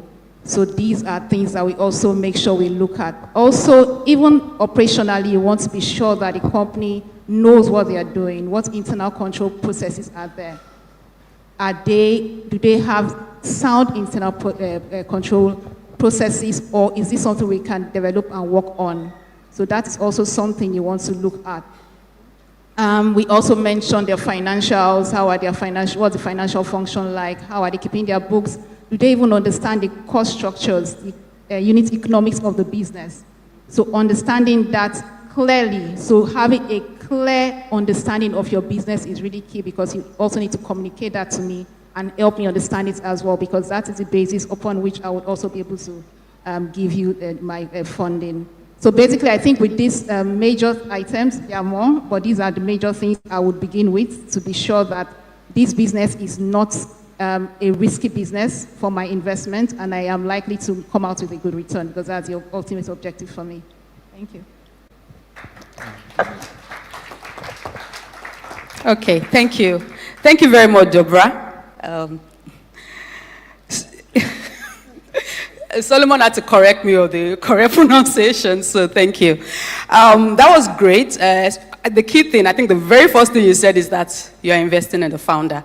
So I will always say that if it was your own money, would you borrow yourself? You know, would the lender, if you think about it that way, how would you, even as a person, look at a business? Is it risky? What are the key things that you would want to look at? And she has told us, a lot of amazing things that you have to think about, from the business model to the supply chain and all that. So great, thank you. So the next question will be for Fayishaya. The gentleman from Agbara has told us he's a beneficiary, so it's obvious that LSCTF is very popular, and we all know about LSCTF. However, I really want you to take us through a bit of the specific programs that you offer SMEs, and maybe just run through some of the eligibility criteria. Thank you. Thank you. And thank you for having me. Please, can we give Covenant Church and Capital their flowers? I must say, you guys have been very hospitable. Trust me, I speak 2-3 times a week. This has been the most warmest reception, so thank you guys. And greetings to your lead pastor.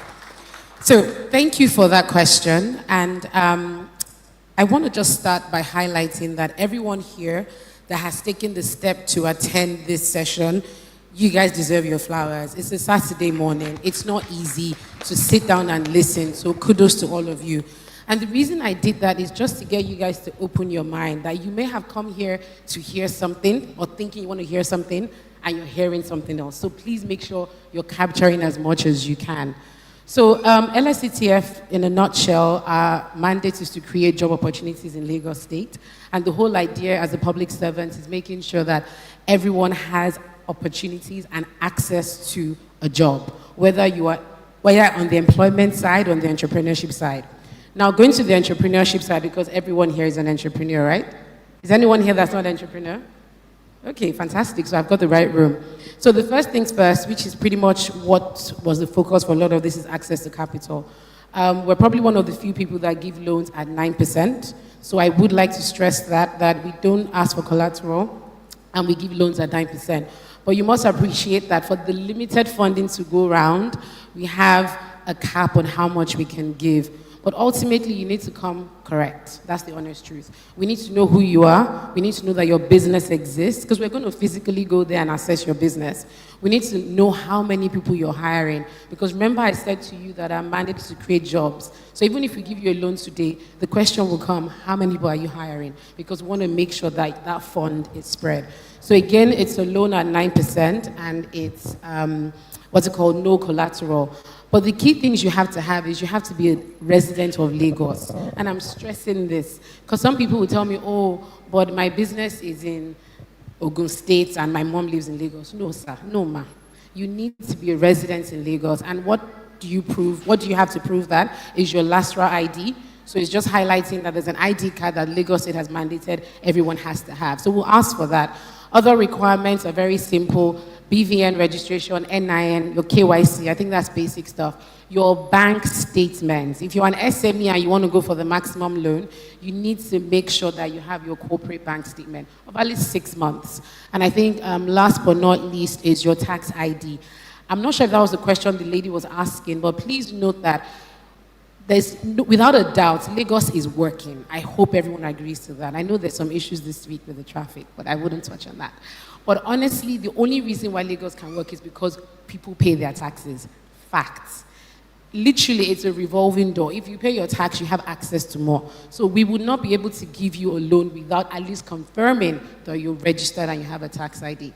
So those are pretty much the requirements. And I should highlight that you can access our loans online, lsetf.ng. But if you want to see somebody physically, we're registered at 28 locations. So we actually are in 20 local governments and 8 LCDAs in Lagos State. And the list is on our website. So you'd see one of my liaison officers there and they can help you with your questions. So please spread the word. But one thing I really wanted to stress out to today is, and the point that Ms. Yemi touched on, it's not only access to capital that is definitely the issue for SMEs. We did a survey last year, and I think about 45% turned out to be access to capital being the issue. But believe it or not, 55% was everything else. Access to mentorship, access to capacity building programs, access to training. So we started a Beyond Finance program last year, and it's been very, very instrumental. Basic things like, why do I need to pay tax? Basic things like, why insurance? Can you imagine you get a loan for 5-10 million to buy an asset? Because we give loans for working capital, and we're working on asset financing as well, and then you don't insure it. That is stupidity. I'm sorry. So we actually have master classes that help you understand why insurance and insurance 101. And then the masters here, we talk about investments.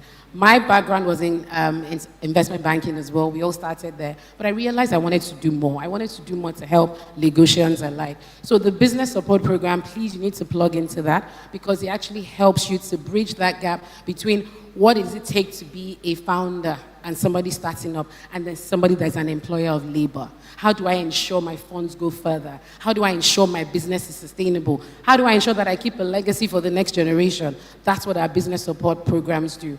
And I must confess that we wouldn't be able to do this without what we call our volunteer network. We have about 100 Lagosians, we call them subject matter experts, who literally give their time for free.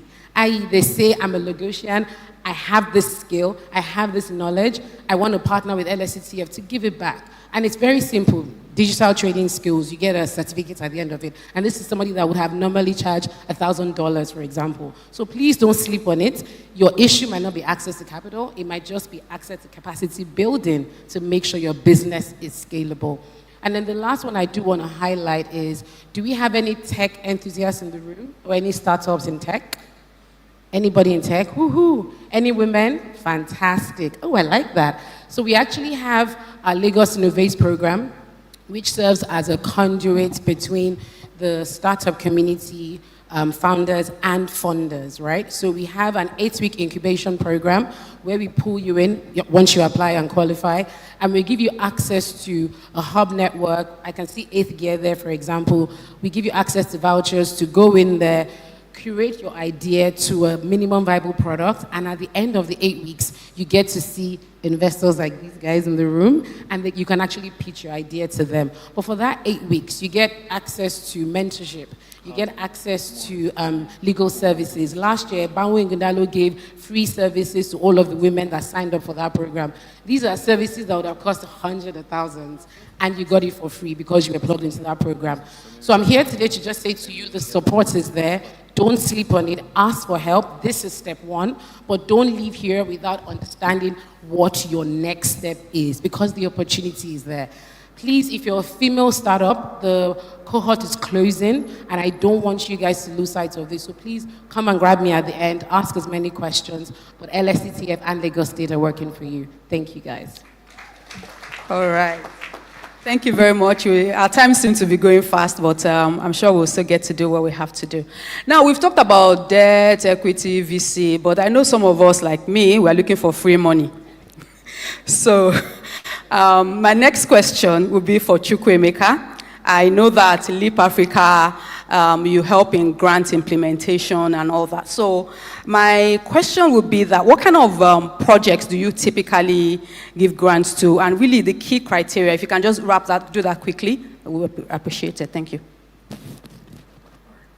Please confirm you can hear me. Oh, great. Thank you very much, and thank you for having me here. It's even a bigger pleasure to sit with amazing minds even here. Thank you so much for having me. So at Leap Africa, or just thinking basically about what are the criteria for getting onto a program such as an incubator program or an accelerator program, I think the biggest would be impact and scalability. Impact, scalability, and if I were to add anything to it, I'll probably say sustainability. And that's because we're not just looking at getting innovators or SMEs or MSMEs to come in and just think about making profit, because profit is great, but at the same time, you want to think about the impact that you leave in. I like where Felicia mentioned that while you're trying to be sustainable, you're also thinking about, so it's more like enterprise to employability. Enterprise to employability. So in a nutshell, I'll probably say that when we think about social innovators getting on our program, we're thinking about how much of an impact would this make in 1 year, in 5 years, and in 10 years. And then you're also looking at the people who are pushing this impact as well. There has to be a consonance between the persons or the founders and the vision of the enterprise as well. And then the mission that they're looking to push as they talk about the sustainability of it as well. And then to your second question, well, we'll probably not say that a lot of criteria, in the sense that when you think about sectors, what sectors are heavy on or attract the kind of funding that you're looking at, right? And you want to make sure that those sectors are also aligned with the problems that exist in the country or the problems that exist at the moment. So you're talking about renewable energy, you're looking at sectors that are specific to agriculture. You're looking at also sectors that drive technology that's cross-cutting as well. So for us as an enterprise support organization, we are very heavy on organizations that are even gender-focused as well, largely. So just putting everything together, I'll probably say that if you're looking to get into a program and the core focus is just to make profit, which is great, you also need to think about the sustainability and the impact of that particular project. So it's not just setting up a business, but how impactful it is within that community. Is it changing the life of some other organizations? And I can talk about over 300 organizations that we've worked with for the past 11 years that has done amazing work, just being able to be sustainable. I think well over 75% of them are sustainable, but beyond the sustainability of it is the impact that they're providing and also how much traction they are supporting other organizations within that ecosystem. Okay, perfect. Thank you. Thank you very much for that. All right. So quickly, I'm going to go to Juliet now. You've been a beneficiary of our funding support at Covenant Capital. So I think quick question is just how did you even hear about the opportunity? Thanks. How did I hear about opportunities? About the funding opportunity at Covenant Capital, yeah. Okay, well, thank you so much for this opportunity to talk about funding. I've actually gotten grants from LSCTF as well. One of the things I liked about their program is not just the funding parts, but also human capital. There was the GIPP program you guys run as well. Although that program is a bit faulty, I did give feedback on how to fix that, because it's really, I think it's even more important for us to have that working compared to just getting the funding, because without the human capital, you really can't execute properly with funds. In terms of, I must say one thing, the behavior of SMEs is different from behavior of, say, a large corporation or a medium-sized corporation. Why? Because most of us bootstrap. You are always quenching fires. Like, for example, before I came here this morning, I had already gone to Ikoyi Farmers Market to take stock of what we're going to sell, the paper. Once you're done, bring it to me. I'll put it on the computer, because I have production staff who are not customer service people, but like, see, if you can't relate with the customers, you can't know how you produce the product when you go back behind the scenes. So I had to be there before coming here today. So essentially, how I was able to get funding, I would say it came with clarity, because though investor will invest in a confusion, so for me it was important to keep my books. And let me tell you how I did that, because I hated numbers. Okay, I love numbers, but I hated numbers. Like, I like to count the money, but when it comes to, let's break it down. Money for chewing gum, money for fuel, and it was so bad that it gets to a point you just look at your bank statements, the in and out, and like, where did this money go? So, but I learned something from the accountant, and I must say that accountants have to do better. You just have to do better. Don't keep saying, we are too small for you, you want to work in the big four, come to us. We are the ones that, our burn rate is pretty high. Come to us. We are the ones that hold the bane of the economy. An accountant, and I'll say this, sorry for digressing a bit, accountant told me that, Chef Jules, we're billing you 1 million naira. To us, that's CSR. I said, but I'm an SME. I'm not a medium-sized business. So I tackle them as well. I don't spare them as well, because I know my business. I know it very well. So when they come and bring their business policy, I say, Oga, I manage 4 levels of inventory. Raw material, work in progress 1, work in progress 2, finished goods inventory. It's not just buying and selling. I have to produce. It's a manufacturing business. So you can't just say, give me how much did you sell? No, come and help me do cost structure. Most of the accountants run away from cost accounting. They do. They want to just do audited account statement, financial. No, I don't want financial. I can put that on QuickBooks. Come and do cost structure. How much should I sell my bread? How much should I sell my cake? Don't just tell me, do your books. Show me how. So I have to go to the office. Okay, I'm here today. I sell this. How do I do madam, I don't have time for you now. Give me your stuff. So I have to hold them by their, show me how to do this thing. Because at the end of the day, if I go to an investor, they will say, give me your audited account statements. As a matter of fact, I didn't want to use audited account statements. I wanted to use management accounts. But they're like, no, separate your business from you. So I have to go and do an LLC so that I have this account. So if I want to get funding now, I'm pitching that business as an entity on its own. So it's separate from Juliet's. So I did that. They say, bring 3 years, 4 years. I say, Oga, this thing was already started 3 years ago. It was 2 years ago. This is what I have. And I show them the record. As a matter of fact, when I was doing the DJI business, my margin was just 6 million naira, first year, 2022. They're like, it's small. I said, no, it is not small. Look at how I started. I told them the story of how I started with cakes, and Nigeria now imports 98% of wheat production. If we can start using things like millets, which people are not familiar with, we can actually boost export earnings. Interesting. So Nigerians don't eat millets. That's why my cash flow is low with DJI. However, if you fund me and you optimize marketing, I'll times 2 or times 3 in 6 months. So I had to show them that, see, What I've done here, and I've done with nothing, no money, no marketing, nothing. If you can now put some funding there or give me access to market, don't give me money. Just tell me 3 offices where I can sell this thing. Give me a retainership. I can increase that margin. And that was how I was able to get my funding. Amazing, amazing. And to tell you, I've tasted Juliet's millet bread before, and it was really, apart from the fact that it's nutritious, it was really very good. So thank you. I think the key thing you said here is that you need to know your business to the core. You need to know every single thing about it. All right, so my next question will be for Sarah, and it's still talking about funding, but really about pitching. So, like, how did you prepare for pitching when you really wanted to get opportunities? Okay, first of all, I would like to say a big thank you to the Covenant Capital team for consistently doing this. And why I'm saying that is, as somebody who is also in partnership, one thing that I've consistently seen is how events can really transform, even if it's just one person in this room. And I remember once, twice, when I used to work at Bumper, we always come here to just really line up and engage small SMEs. So thank you so much, Covenant Capital, for consistently doing this. Lives have been transformed because of what it is that you're doing. So thank you.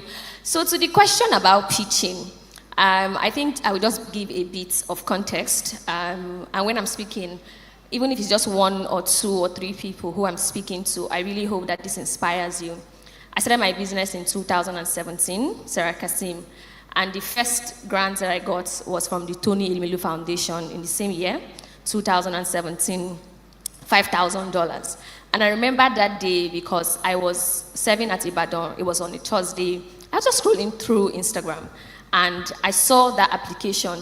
And being Nigerian, the first thing that when I saw the flyer, I'm like, if you know that your business can transform Africa, sign up and you get $5,000. I'm like, fashion business. People that used to transform Africa, they are curing cancer, they are building tech products. I'm cutting and sewing from where to where. And I didn't register. It was the next day, I saw the ad again. I'm like, okay, what's the worst that will happen? And I registered.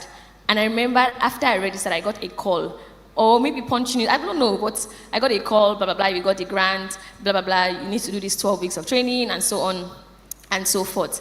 And just by that application transformed every other thing that I will go on to do for my fashion brand. I wanted to put that context here because there can be somebody here, you're thinking, oh, when I even see an application, the first time I'm seeing the application, is this speaking to me? Do I need to register? Is this for me? I want to let you know that register. What's the worst that will happen? You don't get it. Before you even move into pitching, if you don't register, how do you go on into pitching?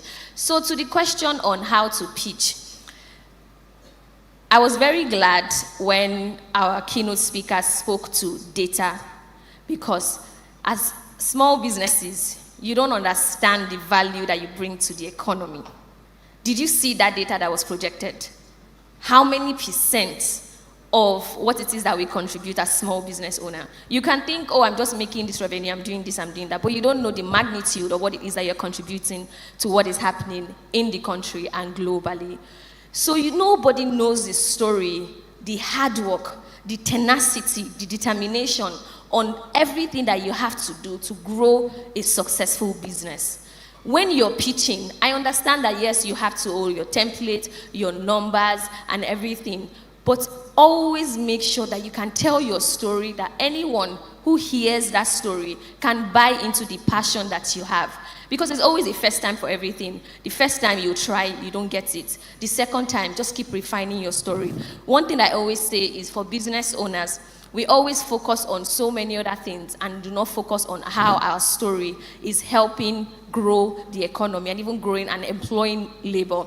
So when you're pitching, the first thing that I would advise you as a business owner is understand your business. And we understand it, but sometimes it's communicating what it is that we are doing. And this thing that we're doing it every day. You wake up in the morning, you go to work, you speak to your tailors, you engage them, you know it. So if you need to invest in your communication skill, if you need to invest in a community, if you need to invest in maybe your friends, asking them to just be that soundboard for you in speaking. So the first thing is, what is the problem that you're trying to solve? How is your business solving that problem? What is the traction? And we've been speaking about revenue, profit, your teammates, and so on. There's so many things. The next and the final thing I'll speak to because of time is, please, I'm begging you, if you're taking anything out of here today, be a part of a community. it is so important. I understand that the average entrepreneur, if you're not careful, we grow up with this mindset about, I want to do things on my own. Nigeria will teach you that you cannot do things on your own. So please, if you're going to take anything out of here today, is be a part of a community. And I'll give one final example when I say part of a community. When I won the TEF grant, exports, I forgot the exports, NDPC, National Export Promotion Council, they wanted to fund small businesses, but they didn't necessarily announce it out there. So they partnered with CEF. And just because I was a part of that community, I got millions of naira in funding. Why am I sharing that? I know that, yes, some community, you have to be a part of something to be in it. But please, the ones that are still free, like LSETF, the ones that you have access to, please join as much as possible. Just don't do life alone. It's very important that you be a part of a community. And I'm rooting for you. Wow, that's been amazing. I'm so happy that was a question I chose for you. All right, so my final question will be for Ezekiel. Ezekiel is in agribusiness, and I know that raising funding, accessing grants, and all those opportunities has been challenging. So I just wanted to talk about your own specific challenges and how you're able to navigate them. Okay, thank you very much. Good morning, everyone. And thank you so much for having me. And a big shout out to Covenant, Capital Business School. Okay, so let me pick it from this perspective. I don't have the money. I'm an entrepreneur like you guys. So I'll be talking from your perspective. Now, one thing I discovered is funders, they are not ready to fund your ideas. They actually want to fund your growth potential. And as much as possible, thank God I'm in the church, so I can quote scriptures. In Habakkuk 2 verse 2 actually says, the Lord answered me and said unto me, write down the vision. So I can say, having my business plan is writing down my vision, right? Now, make it plain. Make it plain means I should get what is called business model canvas and quickly analyze my business on that business model canvas. With that, I have a better understanding of my business and actually know where I need funding. Now, there are some strategies we actually need to adopt to harness this funding. So after the whole session, I'll be talking to Dr. Solomon to give me money and Mr. Tony to give me money. Now, we have to understand that your business must be credit worthy, and you can meet people to give you money, but at the same time you must be able to still pull down some part of your savings to grow that business. And another thing, you have to understand that your collateral too is a good way for you to get funding. So if you have, let's assume that you have something that is dispensing fruit juice, but it is plastic, so you can equally walk up to someone to give you fund to upgrade from a plastic juicer to a stainless juicer, because that person has seen you, that you've done something. And lastly is actually your cash flow. During Pastor's announcement, he said it's not funding idea, that you have to show that your business is making money. And that is why you need to get a corporate account, so that every money, every revenue you make goes into that corporate account, and that is what you can show for your funding. So one big challenge you may face is if you don't understand the requirement of your funder. Some funding, Oluwatoyin spoke about the mandate. Now, some funding are specifically for women. So if you're a woman in this congregation, in fact, you are the luckiest, because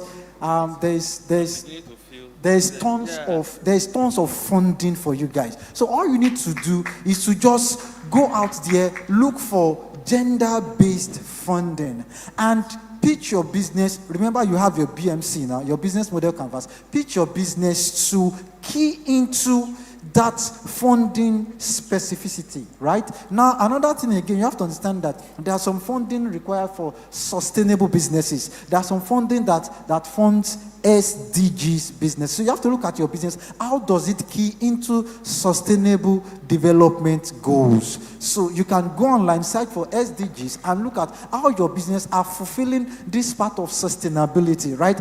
And also look at impact. Okay, so we started with, I'm a farmer. I have over 1,500 farmers in our outgrower schemes. We run a snail processing company, and what we do is just snails, and we have to leverage on other farmers to come on board so that they can help us raise snails. We offtake from them. We do for both local and export market, right? Now you have to look at your impact. When you are talking to funders, okay, see, I started with 5 farmers. Please, I need money so that I can help 50 farmers. So when they look at that impact, that, okay, without funding, you're able to do 5 farmers. Okay, if we not give you small money, I'm very sure you'll be able to do 50 farmers. And that is when they will give you that money. So if you don't understand the requirement of your funder, it may be a very big issue. Now, another thing again is that age barrier now. So if you are below 35 years of age, please, you have enough funding for you. You have enough funding for you. So just push out your business, go check for fundings for your own business. And I think with that, you should be able to push forward, please. Thank you. Wow, thank you. Thank you. That was amazing. Key things is for you to understand the funding source, the investor. You will not go to Tony now with another kind of business that is not maybe in climate space or something. You will not go to so Dubra that does equity and asking her for debt. You need to understand what an investor does before you go to them. You also need to understand their stage. If you are very early stage, you'll be going to Solomon. You will not be going to a private equity firm. You need to understand the stage of business, the fund. You need to understand the sectors they're also interested in. That's very good. So one final thing I want to do is just to ask every speaker to just give us one final word. Then we will go into the Q&A session. The questions have been asked on the slide already, so I'm going to do it. Just one final word. Solomon, Dr. Solomon. There's money available if you know how to get it. Knowing how to get it is something that you would have to learn to do. Most times the issue is not the funding gap. It's how prepared the entrepreneur is. So my encouragement today will be, you would need to do that grunt work of research, of doing the legwork to get the money where it is. You come to a program like this, that's great, but the information that you take from here should be used. The businesses that get funding, the people who are backed, are people who have execution bias. And so if I'm going to leave you with anything, I'll be, don't just listen to all this talk, don't just talk a lot, do. The world is for doers. Thank you. All right, thank you very much. Yeah, Chukwemeka. Okay, it's quite strange I have to go after Dr. Solomon. But for me, I think it will not be a buzzword, but it will be start small, learn fast, and grow big. It sounds cliche, but I think it sort of sums up into, it is okay to start small. There is no big business, no big corporation that didn't start from 1, 2, 3 place. There's always that place of very humble beginnings. Then the key word, I know he mentioned it around research, is learn fast. Agility now is like a buzzword. Fail fast, fail forward. There's so many ways to put it, but every entrepreneur, whether it's impact or for profit, has to learn to fail fast and fail forward. And the best way to do it is do your research, but get into the work of doing it. And the only way to know if you will fail fast and fail forward is doing it. Absolutely. And then lastly would be grow big. The world is your oyster, it is said. Yeah. And everyone seated down here who's an entrepreneur, you are contributing amazing, amazing impact to not just the Nigerian, but the African landscape. And we would not be able to do all of this without you. So the only way we can get enough traction is when you learn fast and actually go big. Thank you. Amazing. Thank you very much. Okay, so like I said, we are together, right? So my final words will be for you to keep records. Keeping record in the perspective of document your entries for funding. So if you have like a notepad and say you applied for TEF, and they ask you the question, what is the name of your business, what problem are you solving, what's the solution, what's your unique, blah, blah, blah. you record it, document it, have a notepad, document it. Now you're applying for another funding with maybe Leap Africa now, and they are asking the same question. You know, you can only just look at the answers you have that you've kept on your notepad, then fine-tune it to fit into the course of the new, funding opportunity you have. Now, if you don't keep that record, you know, Juliet said it that we are entrepreneurs and we have a lot of things throwing boxes at us. Before you run down to Ikoyi and come back, you've forgotten the problem that your business even solving. But because you have those records, you can only just bring it out, just copy and paste, edit it, fine tune it, so that you can always get that funding. And please apply, just keep applying. The worst that can happen is no, and no means next opportunity. Now let me give you the good news. What if you've been successfully picked to pitch your business for XYZ, you receive this funding, and that's a good thing. Please, thank you. Thank you very much. Okay. I would say understand your business in total, as in you really understand your business. Be able to speak about your business, be able to know the in and out of your business. Make sure you and sell your business to any investor that comes to you. Every opportunity you have, you may just have one opportunity, be able to explain your business and sell it very well. Number two, I would say you should be open to help. Ask for support. No man is an island. I know she has spoken about being in a community. That is very key. There are opportunities out there. There are so many ways to get help. There are grants out there. There are different opportunities for financing out there. Be open to support. Don't live in an island. Don't be by yourself. Look out for that help that you require, and I'm sure that you can do it. Okay, thank you very much. Thank you, Dubois. Thank you. I'll quickly run through a couple of things. One is, two are misconceptions I've seen a lot. There's a misconception that equity investors will take over your business. It is generally not true. There are two things I'd say. One, there are some equity investors that their mandate is to eventually or immediately control the businesses they invest in. Usually they will tell you up front. And more importantly, pay attention to the documents that you sign. Even if you are collecting equity from your father, get a lawyer to draw up a document. You know, take your own business seriously, because the document will determine what any investor can do. If the document does not give an investor the legal route to take over your business, they cannot take over your business. So a lot of times, some of those fears are unfounded. There's also a notion that debt is bad. You know, the banks will come and take everything, they catch up. Again, it depends on how you manage your business. Did you take too much debt?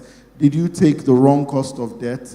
Did you take dollar debt when you know Naira is behaving crazy? You know, sometimes you might need advice to manage things like that. For businesses, debt can be very, very good. It's about ensuring you're taking the right amount at the right time with the right cost. It's okay if you don't have the expertise, but find somebody who does, that you can guide you through that process. If you can't find somebody, then Oye Buchim is here. She has already said that that's what she will do for you. Quickly also, I'll say, just to echo something that Chukwuemeka said, failure is not an end. I think culturally, we have this notion that once we have failed, it's a stigma. Failure is an event, it's not an identification. You know, your business failed, an idea failed, something failed doesn't mean you are a failure. And a lot of times, what successful entrepreneurs do is pick the lessons from those failures and turn it into selling points as to why they are now better equipped to succeed. So that's a mental block that we need to overcome. Failure is not an end. The last thing I'll say, especially because we're all in this church setting, is that when you are selling your business, there is a way we like to, in fact, like they say, it's not be humble, it's form humility, or what did they say?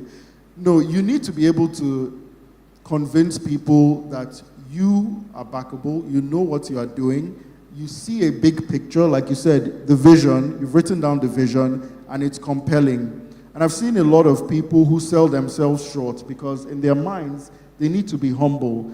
And what they're thinking is humility is not actually humility. Humility is not playing yourself down. It is it is not making it all about yourself. That is what humility is. But it doesn't mean that what you've done, what you're capable of doing, or what you're trying to do, you should now be downplaying it, especially when you're talking to investors who are coming on the basis of what you can do and what you have done and what you're planning to do. That is not the time to play yourself down. Thank you. Thank you very much. Thank you. I think they said it all. But honestly, I think for me, it would be collaborate, collaborate, collaborate. Collaboration over competition. Don't be shy to tell your story. Don't be shy to share your idea. I'll give a quick example in terms of this whole collaboration, and it not being a myth.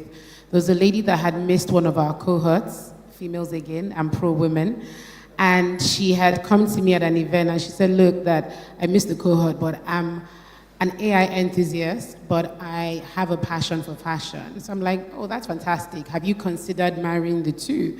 And she was like, no. And I said, you know what, I've actually got a mentor that I can put you with. This lady has now gone on to design an AI tool that helps fashion designers, and she's making money. All she did was speak up, and she learned to collaborate. So I can't stress that enough. Sarah Kazim, I'm coming for you. Thank you. Thank you very much. So, closing words, I'll just tell a short story of someone I've worked with for a couple of years. So he was a young man in 2003. He was a maybe senior banking officer in Port Harcourt in one of the Nigerian banks. And he thought, oh, I love to do cooking and stuff like that. And in 2003, he resigned from the bank and started one restaurant with a few millions he got from family and friends, and started a restaurant. Today, that restaurant is called Kilimanjaro, and Kilimanjaro has grown to, he has about 100 branches. In fact, people in Lagos don't really know Kilimanjaro. If you go to Southeast, you will see Kilimanjaro. He started from Port Harcourt. Today, he has about over 100 stores that do Kili Grills and the restaurant. Now, that same person, and I'm speaking to the fact that investors back people. That guy, he's resilient. That guy will go to the trenches, he'll roll up his sleeves, and he'll do anything. The same person that owns that, you know Market Square? Yeah. He started off about 10 years ago, Market Square, one store. Today he has 21 stores. That same guy, and I want to disabuse the private equity thing. He started off his restaurant. He got private equity investors involved. They've supported him all the way along. When he started the Market Square, he just came with his creds. I built Kilimanjaro from one store in Port Harcourt to over 100 stores. And money was chasing him. Money was chasing him. And I'm saying this to say that you are an SME today. 5 years from now, 10 years, I want you to come and tell this same kind of story that I started from one store, I started from this, and today he's grown a massive business. So I'm saying it to say that you can start small, but in fact, when we talk about people always say, who is the person? And they're like, oh, this person, resilient, visionary, able to roll their sleeves, bootstrap, and keep it going. That's what I want to say. Thank you. Thank you very much, Bichim. I was going to say something, that don't start small, start smart. Yeah. And part of starting smart is collaborating. I have a bakery. If you want to bake, you don't need to own another bakery. Come and bake at my bakery, and stuff like that. My second last word would be for the investors. I didn't hear anybody talk about patient capital here. All I hear is debt financing, equity. I don't want to sell my business. It's too small to be sharing it around. Give me patient capital, because incubation period is not 30 days. It's longer than that. So look at the behavior of my business and tailor your funding around what business needs for it to grow. Thank you very much. All right, thank you. Well, I like the way you have to shoot him. Okay, so I think for me, I have to stand up for this one. I beg you, if you're in this room, you're listening, one thing that I will ask, leverage technology. See, leverage technology. A lot of the problems that small businesses have sometimes is the fact that you started manually, which is fine. You're just starting out. But the more that you grow, you need to leverage technology in optimizing the things that you're doing. So please, if there's anything that you take with everything that everyone here has added, is leverage technology. And finally, implementing your process at artificial intelligence. I know that for some people, there's this perception that you think that, oh, AI this, AI that, AI this. I beg you, I was watching a global program yesterday. It was an AI conference happening in Africa about artificial intelligence. It happened in Kigali, Rwanda. And some of the things that they were speaking to was how Africans could leverage what is happening right now with artificial intelligence. So I beg, if you have never even heard about it prior to now, because I want to believe that everyone here is very smart, go online, just Google ChatGPT, just start from there. Sign up, play with it, prompt it, tell it to do something for you, ask it to help you improve your process. Just something, don't leave here today without doing that, and I'm sure that the sky will be our starting point. Hallelujah. Wow, thank you. Thank you very much, everyone. So now we are done with the panel session. However, we have the Q&A session. And people have been asking away, and I have 69 questions here. So I know it's not possible to do all that. So what I will do is this. There's a QR code it's actually for registration. So we know that some of the participants here may have just walked in, maybe you didn't register online. So please register. We will collect these questions and provide answers that can be sent to you. So that's a good benefit of registering. So please do that so that we can do that. But I'm going to pick a few of the questions, maybe just about 3. HOD, do we have time for maybe 3 or 5 questions? Okay, perfect. So I see that a lot of those questions are around tax. Right? And someone says, I've been registered my business since 2009, and I've not done anything, and now they're asking me to pay 180,000 naira tax. So all sorts of questions relating to tax. So I think the first question I would ask Oyebuchim. I know you are a chartered accountant. I know you are not a tax specialist, but at least you know tax, right? So I'll just ask you to answer us on task. So registered business in 2009, but it didn't do anything. Now they're asking you to pay 180K tax clearance. I've started my business for so long. It's not new registered. I'm not yet making profit. What do I do about tax? If I make up to 25 million revenue, if I don't make up to 25 million revenue, do I still need to file tax? There's the corporate tax, the LSO. Just tell us a bit about tax. Then after that, maybe Feisha, you can also say a bit about it. Thank you very much. Okay, thank you. So I think quick one, I think the best things to do always is work with a tax advisor to give you guidance. But the fact that your business has not been running or you haven't made profits doesn't mean that you will not pay tax. However, there are things around, including the new tax reforms, around minimum amount. I think it's 50 million thereabouts. Below that, you don't get to pay taxes. But I think, so I just say, all I would just say is, get a tax advisor to give you guidance. But the fact that you don't make profits doesn't mean that you will not pay taxes. There are things that we call like minimum tax that firms pay after certain thresholds. But I'll just say, get a hold of the new Tax Reform Act and get more information around taxes.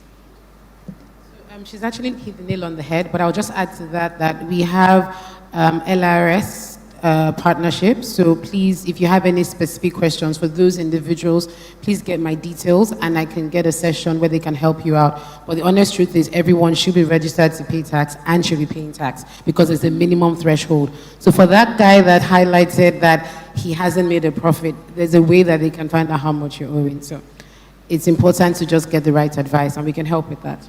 Thank you. All right, thank you. Thank you very much.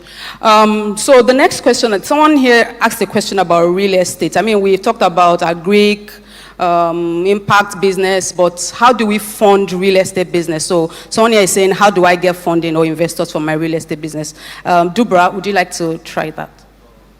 Dobra, thank you. Yes, so for real estate businesses, we have funds focused on real estate investment. So the same way that, like we mentioned, there are investors that have mandates on different sectors they can invest in. So you have investors focused on real estate sector, agriculture sector, manufacturing sector. So all you need to do is target those investors that are looking at real estate investments. We have a few. I know ACA has a real estate fund. We have, I can't remember off the top of my head, but I know ACA, there are quite a number of other, I think Ilios too maybe.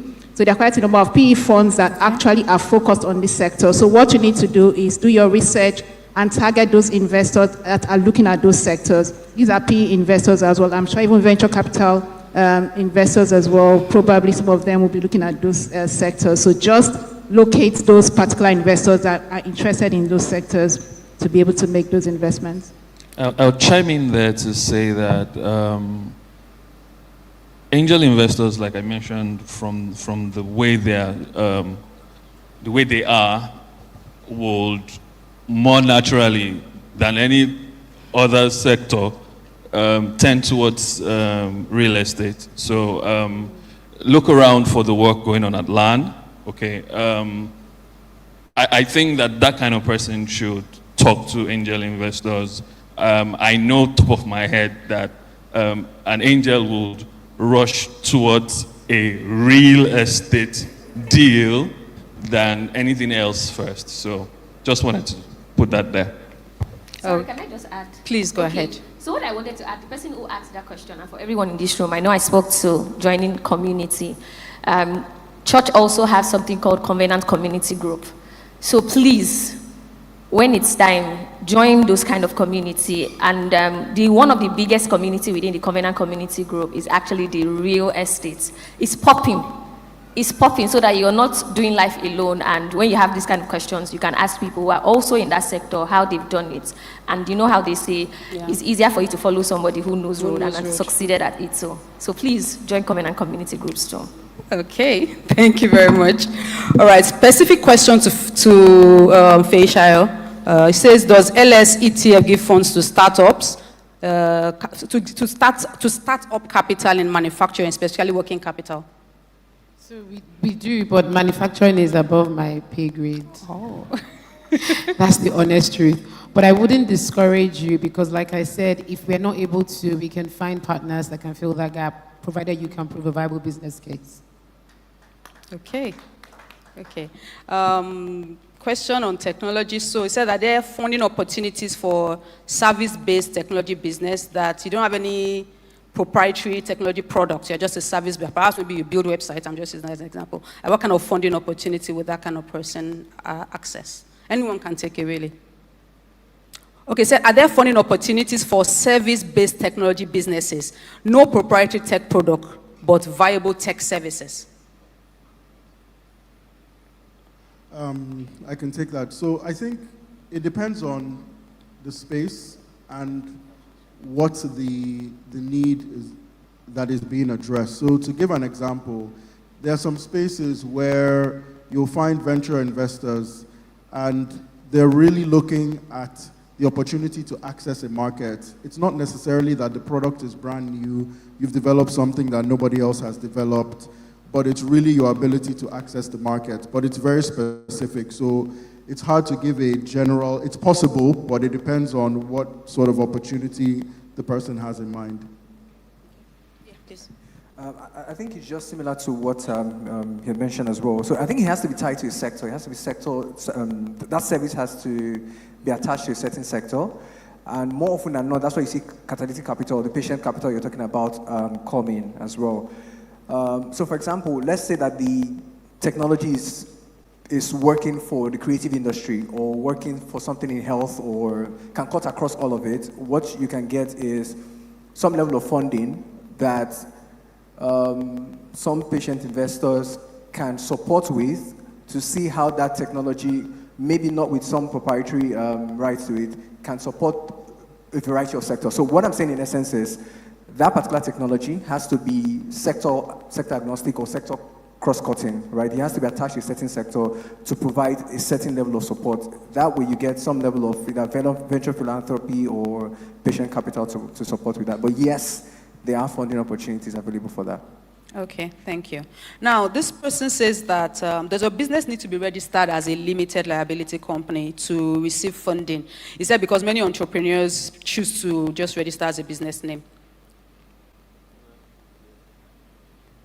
Yes, please. Okay, yes, absolutely. For you to get proper funding, it has to be separate from you. If anything happens to you, that means that's the end of the business. So when you separate your business from yourself, you're able to and show track record, you're able to demonstrate that that business is actually a living entity that is worth that investment that you're looking for. So yeah, it's important for you to separate it. And of course, you have to pay your accountant to audit your books every year. That's the burden of having an LLC, as opposed to if you're just doing it with in your own name. So, but the whole idea is to separate, let it be another entity on its own. If anything goes wrong with the business, you're actually covered. That's a pro for doing that. You're covered. And so, but we're not saying you're doing that for you to avoid taking responsibility. We're just saying let the business stand on its own so that it can, be analyzed on its own as a business. I get that. But I think the person was saying as a business name, so enterprise, like instead of limited liability. So will that still suffice for accessing funding? For instance, if I have an enterprise, can I come to LSCTF to access funding if I'm not a limited liability company? Sorry, yes, you can. Because some people start up and just do a business name search. But when you want to scale and unlock more, you will need to do an LTD. Okay. All right, thank you. All right, so a question about what Yemi Kerry said earlier about having a board of directors. So there are two questions here. The first person says, is this statutory? Must you have a board? And then the second person says that at what point should you really put up a board? I don't know. I mean, she's gone now, but anyone can just take up that question. Sorry, I want to say something. Yes. Having an advisory board is very important. As a matter of fact, one of my biggest retainership I got in a corporate world came from one of my advisory board members. So that networking is very important for you to be able to create access to market. So it's really, really good to have advisory. It may not be a proper, like they are paying them. Of course, you still like thank them for picking their brains, So but it's important to have advisory board of directors to help you navigate the murky waters of entrepreneurship. Okay. Thank you. Yeah, just to follow on that.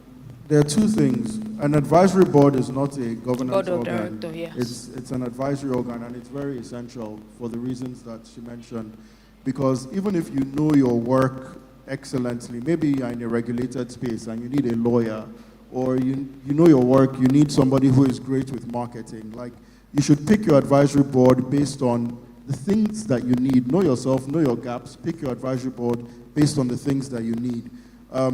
Having the question about whether you need a formal board of directors, I think that depending on the sort of business you're registering, it may be mandated by CAC because you'll need to file directors, and then you'll need to have at least, I think, 3 meetings a year.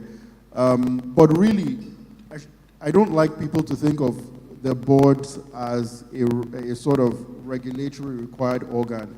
When you have a formal board, the same things you're using your board of advisors for, they are now on board to do that. You have their time at least 3-4 times a year. And so your board then helps you, yes, with your governance, but also with building the company, opening doors, thinking through strategy. You might be so focused on doing one thing, you don't realize there's another opportunity somewhere else. Those are the people who have a stake in your business, not necessarily equity, but they are involved. They're interested in the business. That can then help you with things like that. There may be conversations happening in places you are not aware of. Like somebody gave the example of something that I can't remember who it was. They didn't put out a program for it, but somebody then told you that. Do you understand? Those are the sort of things that you can benefit from having a strong board that's committed and involved in your business. Perfect. Solomon. One second. There's a book called Get on Board. It was written by Leap Africa. Indeed, yeah. Fantastic book that every person should actually have. It's called Get on Board. You can get it online. Just Google Get on Board. Yeah, I said it's actually here at their stand. So after the conversations, you can go there. Solomon. I would just extend the thoughts around corporate governance and board to say that entrepreneurs should run towards corporate governance and not run away from it. Most businesses would fail a lot of the times for lack of corporate governance. And so, when should you begin to think about corporate governance? Beginning. As you start out, as soon as possible. As soon as possible, get you a lawyer who can look through things for you and advise you. Get you an accountant. These are the guys, you're already building a team that can say, you don't do things like this. And that's what we spoke about when we spoke about collaboration and communities. By the time other people who can call you to order, because one of the things that kills businesses fastest is the lack of accountability by the founders. And so, as part of this board of directors or advisory board conversation, my take will be, please, let's, as soon as you can, run towards corporate governance. You need somebody who's telling you what to do. Because, yes, you may know a lot of things, but you need somebody who's breathing down your neck. I'll stop there. All right, amazing. Okay, this question isn't a funding question, but I wanted to ask it, and I would like Ezekiel to answer first, and any other person. So it says that aside funding, social media followership, so means if you have 100,000 followers, doesn't always lead to sales. So how can you reach paying customers? Okay, how can we reach paying customers? Yeah, that's marketing. Marketing is to increase your reach, while sales is to bring in your cash. Now, you have to understand that on social media, you have different people join you for different reasons. Some may join you because they find your page educative. Some may join you because they are interested in your product or services. Some may join you because they find your post entertaining. Now, when you dish out these posts, you have to, there's analytic tool attached to whatsoever social media tool you are using. So you have to look at this analytic tool and look at when your audience responds most. Now, let's assume that it is when you post an entertaining content. Now, you have to find a way to fine-tune the entertainment to have a sales hook. Now, maybe you are just trying to do a video, how I look at you when you are not patronizing me. And, people still vibe with your video, and compared to when you just dance around TikTok and dance, and you get your posts on the, what's called FYP. Yeah, FYP, like my guys do to say it. Then also ensure that your social media does not lose its core focus, which is actually to tell us what you do. So you don't push too much of entertainment around your social media page, and when they now come there, they can't even find what you do. Oh, I do confectionery, I do food business, I'm into real estate and all of that. But of course, if you can get the following, and you can build a community around your following, so that you can just say, oh guys, I'm sweating today. Can you imagine what happened? I fell down and my food just spilled away, and you have 10,000 people coming to, oh, so sorry, hey, yeah, sorry, and you just put in another post that, you know what, guys, we just slashed maybe our product by 10%. If you are buying before the end of today, thank you for your empathy, but I'm giving you a 10% discount on my product, and before you know it, you've driven sales. That's it. Wow. That's talking from real live experience there. Right. Thank you very much. So that will be the last question we'll take, because we are way behind time.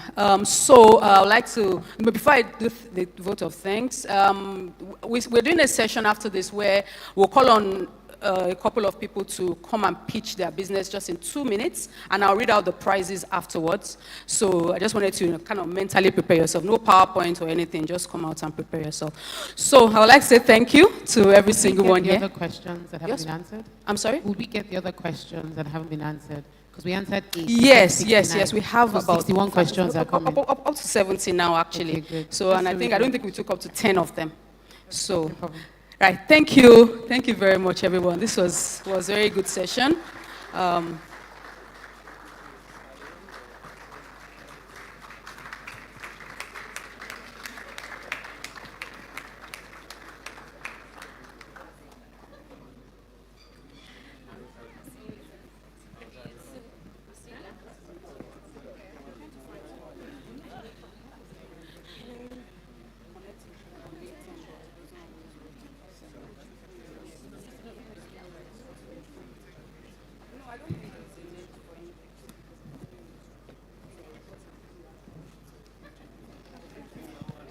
Thank you. All right, a round of applause for our panelists. If you are sitting down, I think you're doing something wrong, because the wealth of knowledge, experience that has been shared this afternoon cannot be compared. A round of applause for them. Thank you so much. Wow. I said it earlier, I thought we started, master classes, just everywhere. I know that some people will start feeling like, are you sure this is my calling? Some people are charged up, but don't worry, you are not alone. At Covenant Nation, we don't do life alone. So you're not alone. Okay? Thank you so much. And a round of applause for yourselves, please. For sitting and taking it all in. So let me talk to a few people. What is your take home? I know some people had questions that were not answered, but don't worry. We got you. We got you. What's your take home? Something that is changing for you. So now everybody's just serious. Is it because we are talking tax, money, uptight? What's going on? Let's take it easy. All right, please. Thank you.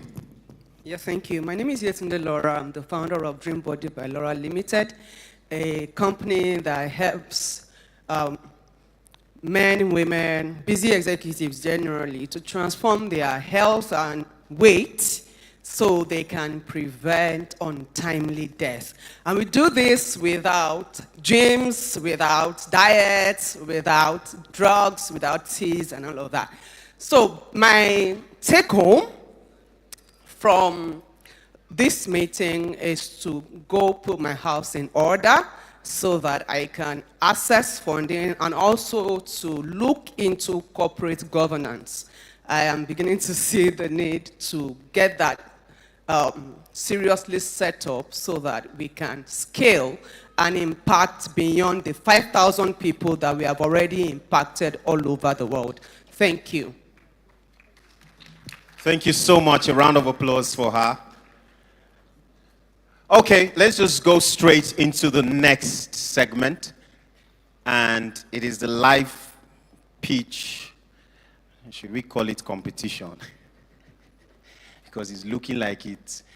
Please join me as I welcome my co-moderator, Laumi. Please put your hands together for her. Thank you. Can we have another microphone, please? Yes. Okay, just hold this. All right. All right, so yes, like I said, we have, yes, we could call it competition, but I just want to quickly read what are the benefits, because we are going to choose a winner at the end. Basically, you just come in 2-3 minutes, do a pitch about your business, no fluff, just go straight to what you want investors to hear. So you'll be getting a full business plan consultation. So someone said Please, earlier, a round of applause. Ezekiel said earlier that you need to write it down, write your vision plain on tablets, as it said in Habakkuk. So you get a consultation of how to do that, right? We'll help you develop your business plan, a pitch deck, and financial projection support. A round of applause for Covenant Capital on that. So that's amazing. A round of applause. And some cash. No cash prize. I know that some people they're waiting for that. They refuse to clap. Then you'll be automatically enlisted into the upcoming entrepreneurship bootcamp. If you recall, Pastor had mentioned some monetary prizes for that entrepreneurship program. Yes. So you'll be automatically enlisted into that. So you really need this. You need this. So give it your best. And I'm wishing you the very best. Now, finally, you get free mentorship. You get free mentorship. So that's it. Amazing. Yes. Christ has paid it all. Christ has paid it all. Okay. All right. So I think we can call in the 3 people. All right. So basically, it's open. It's free. Yes. We need 3 people to get here first. Okay. Let's do it that way. Identify to get here first. That won't work now. That's serious. All right. Why did you do that? I felt like I looked for trouble. Okay, so because of gender equality, balance and gender, and 3 is a number that cannot balance. 2 male and 2 female. Then of course eviction good day. All right. So how do we? You do it. Let's hold hands and just do it. All right. 4 people. 4 people. This is serious, okay. So I would this have... lady got here first. So I've chosen one person. Second person. All right, come forward. Come forward. So I'll choose one more lady. Choose one more. Okay, you're choosing lady. All right, so I choose. Oh, yeah, come. One more person. I'll choose her. I'm really sorry. All right. But so we can talk the other later. guys. Thank you very much. Emmanuel, we shouldn't have let everybody come on stage, but Anyway, I mean, it's good to see all it your was faces. fun, So, yes. so the benefit of coming please, here a is round that of you applause have for value. them. Thank you very A round much. of applause, please. You can go back now. Yes. It's So just that this- means that you have something very You can go valuable back, to go let the back. investors Thank hear you. about, and Thank you. that's amazing. Thank you, thank you, thank you. Okay. So, sir, from Agbara, wow. Don't worry, God is a rewarder of those who diligently seek Him. All right, don't worry about it.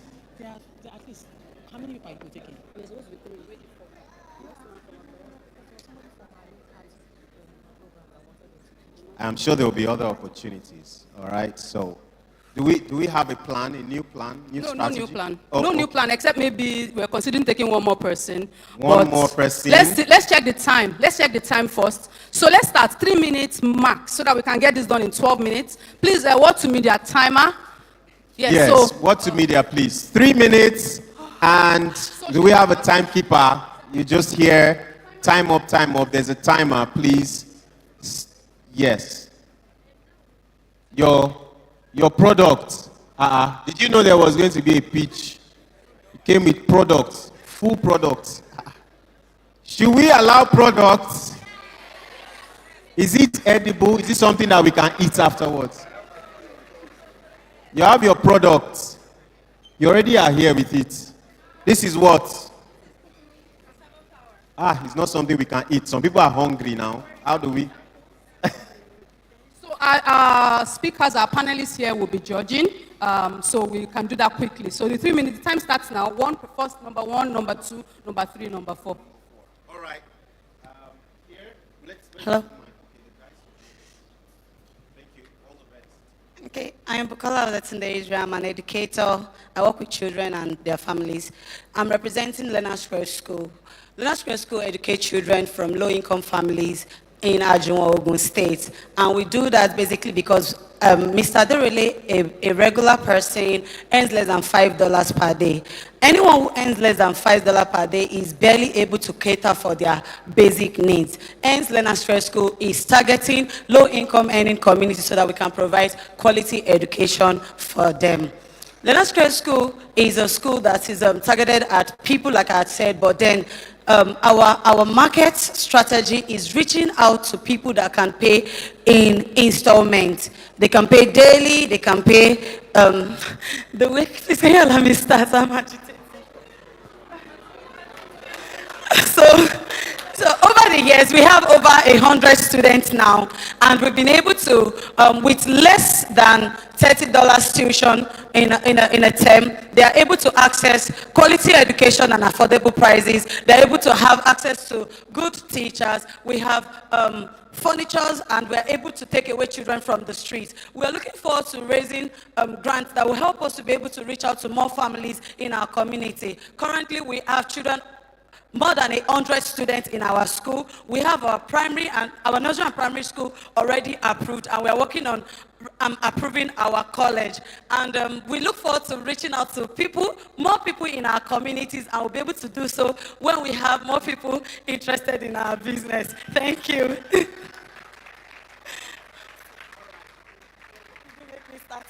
Okay, thank you very much. So that was good. Next person. Okay, just when it's 3 minutes to you.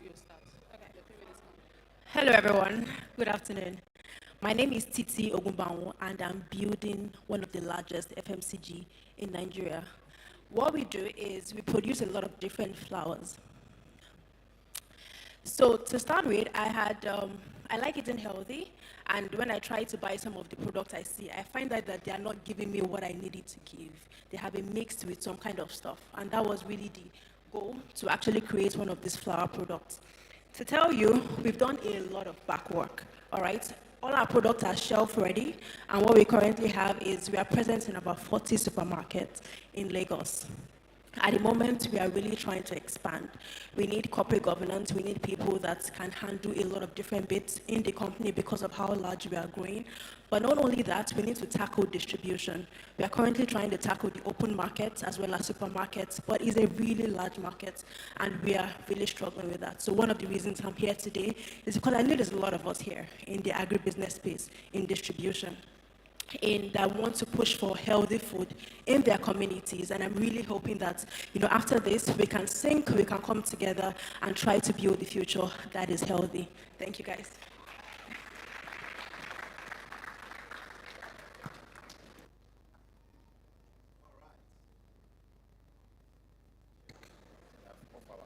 Hello. All right.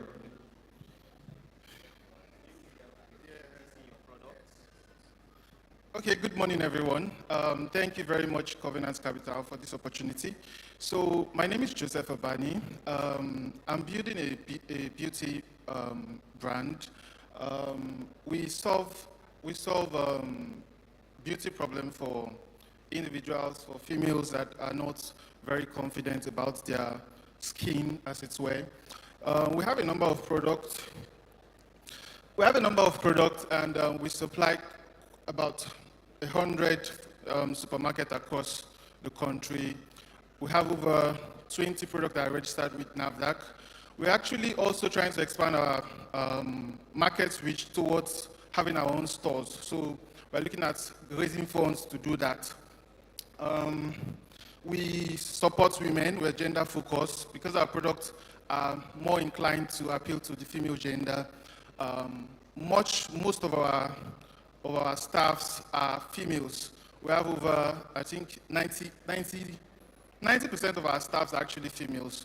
So I'm here to solicit funding for our new stores opening so I can reach out to new markets.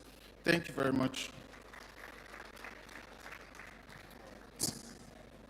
Good afternoon, everyone. My name is Ruben Olowojaba. I'm the CEO of Benview Creations. Benview Creations is a service providing firm that provides digital marketing solutions to start-up businesses. Our service range from voiceover creation, podcast, social media management, and investing or supporting us is helping other small businesses navigate their startup phase. A lot of businesses have many challenges competing with already established social media agencies, spending large part of their funding to branding, marketing, and communications. But at Benview Creations, because our focus is on startups and to help their journey, we reduce these costs because we are focused on startup businesses.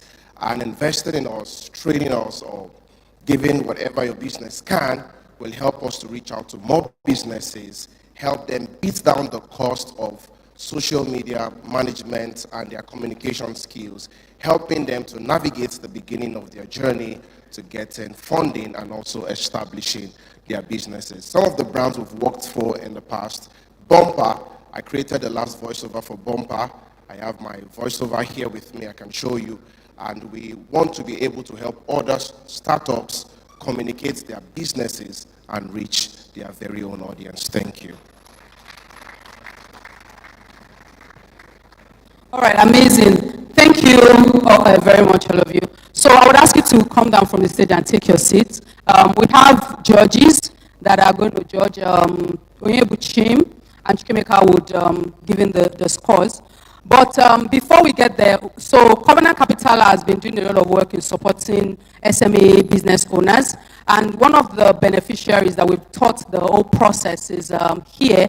She's the beneficiary of the SME Launchpad. That has, so I wanted her to just quickly run through her own pitch. So she's not part of the competition, but she's just talking about just our own pitch. Thank you. Thank you. Greetings, I am Temitayo Grace, CEO of Shoots. So I just need you to picture a place, a one-stop shop for both males and females, where you can get shoes and shoe-related accessories. We all know that usually the case is that you can only get in one place, maybe for males and then for females. But then when you have a shop where you have all these shoes, wallets, belts, ties, and the likes, then I think that is the real deal in the shoe business. And this is the problem that Shoots is solving currently in Nigeria. Now, our unique selling point is a fusion of leather and Ankara prints. And this not only sets us ahead of our competitors, but it also ensures a return on your investment with us. And because it is a viable market, shoe business is already a viable market in the country, so our target audience would be university students, fashionistas, and people who love fashion generally. They are going to key into this unique design. And we have traction so far because our company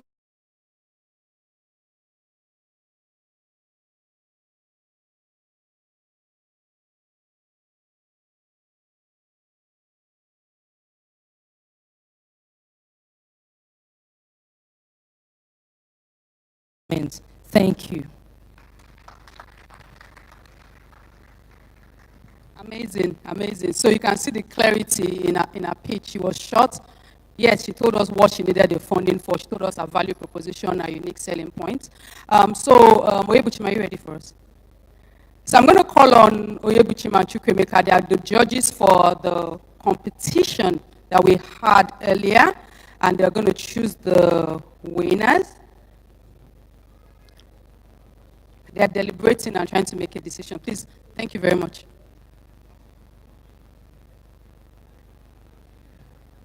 We have some free products here. I'm just joking. Come and carry your property. Okay. Sorry, we don't have numbers, but I'll just say a few things about a few takeaways, some great things and some things that can be worked on. And then what Mano will speak about, he'll just speak about who we picked and why we picked the person. Okay, so I'll say the first speaker, the first lady, I think she was great at telling us what the challenge was. So she was trying to build from what the opportunity. So I think from an opportunity point of view, I think she did a great job.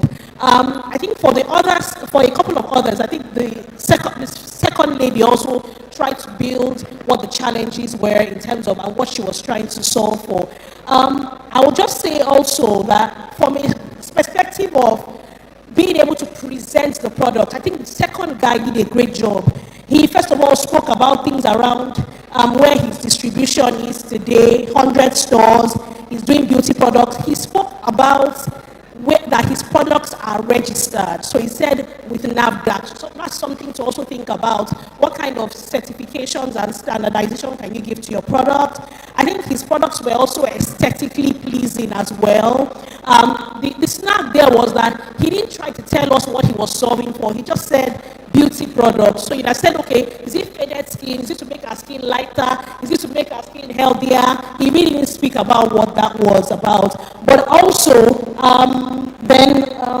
he also spoke about the gender lens. I like that he included that gender lens to his product and all. On the lady who did the food, and he will speak a bit about that. Then I think just a general feedback. I think when you are pitching for service versus products, the product guys, they can be very imposing. People came here with amala flour, came with products, right? I think that when you are a service provider, what can kill it for us is, imagine that guy, second guy, just came and said, let me tell you a story about one person I've supported. And he just tells the story, and he tells an amazing story that says what his service offering is. It's easier than when he says, oh, service. So I think there is service provider, and it's not a tangible thing that we can see today. Try to tell us stories and experiences that you've had with people. Then we can sort of contextualize the kind of service that you're offering, and your service can be a bit more relatable. Then just a feedback for the second lady that was selling a flour.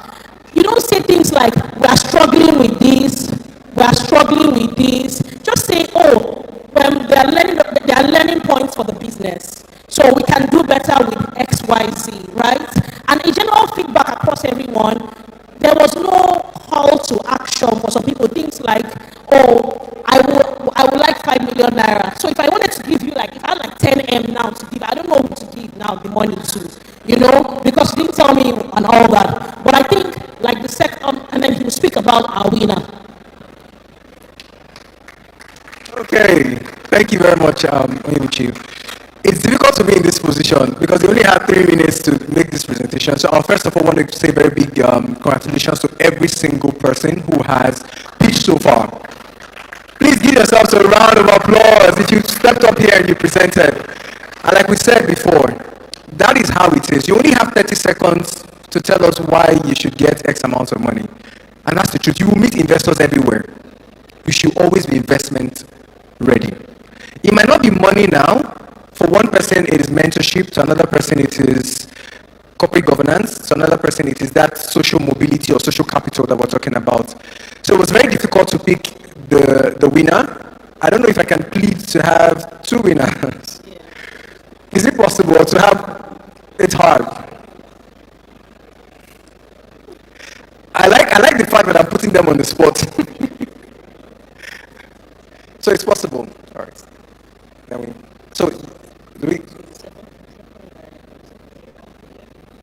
All right. So in no particular order, the winners that we have, all the businesses that have been pitched here are winners. I like to say that. But the first, in no particular order, that I will call would be the lady with the pound yam. All right. And then the second would be the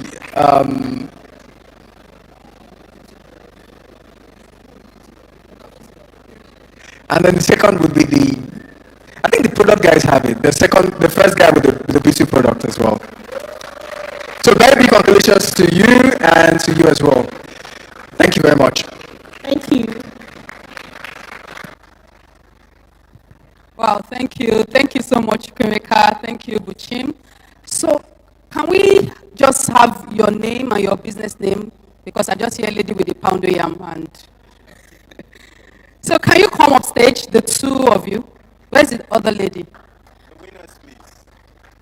Okay, congratulations. Congratulations.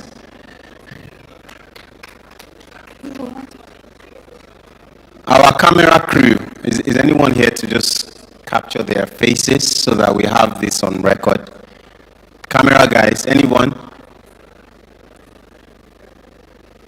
All right, they're coming. Please, our judges, if you could do us the honors. We're so sorry that we're making you do this. Just to take a picture with them. Thank you. Thank you. Please, a round of applause for our judges. Thank you so much.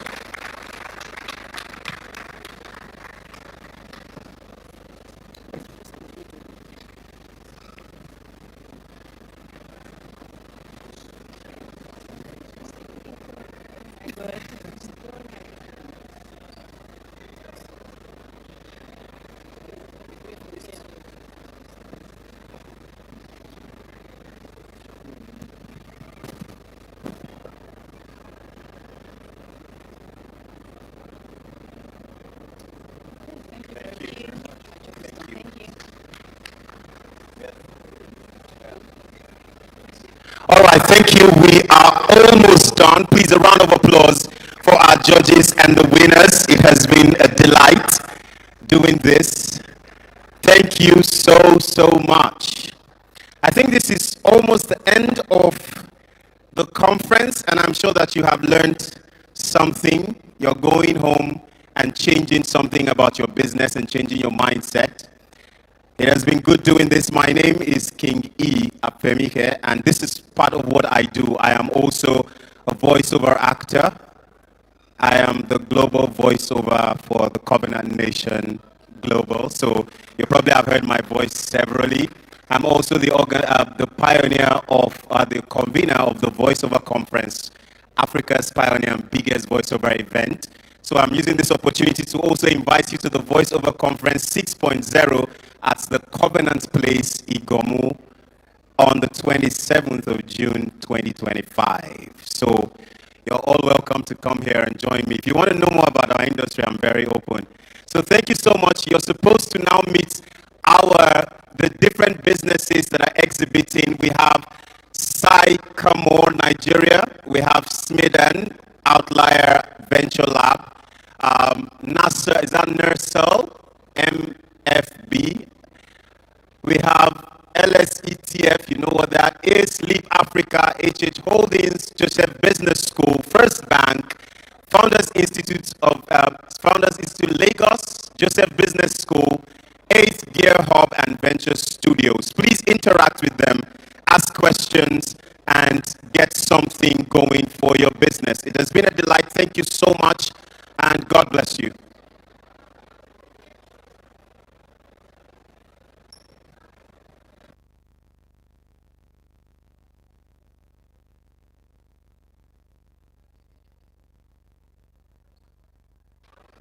Please, soft music, DJ track 1, please.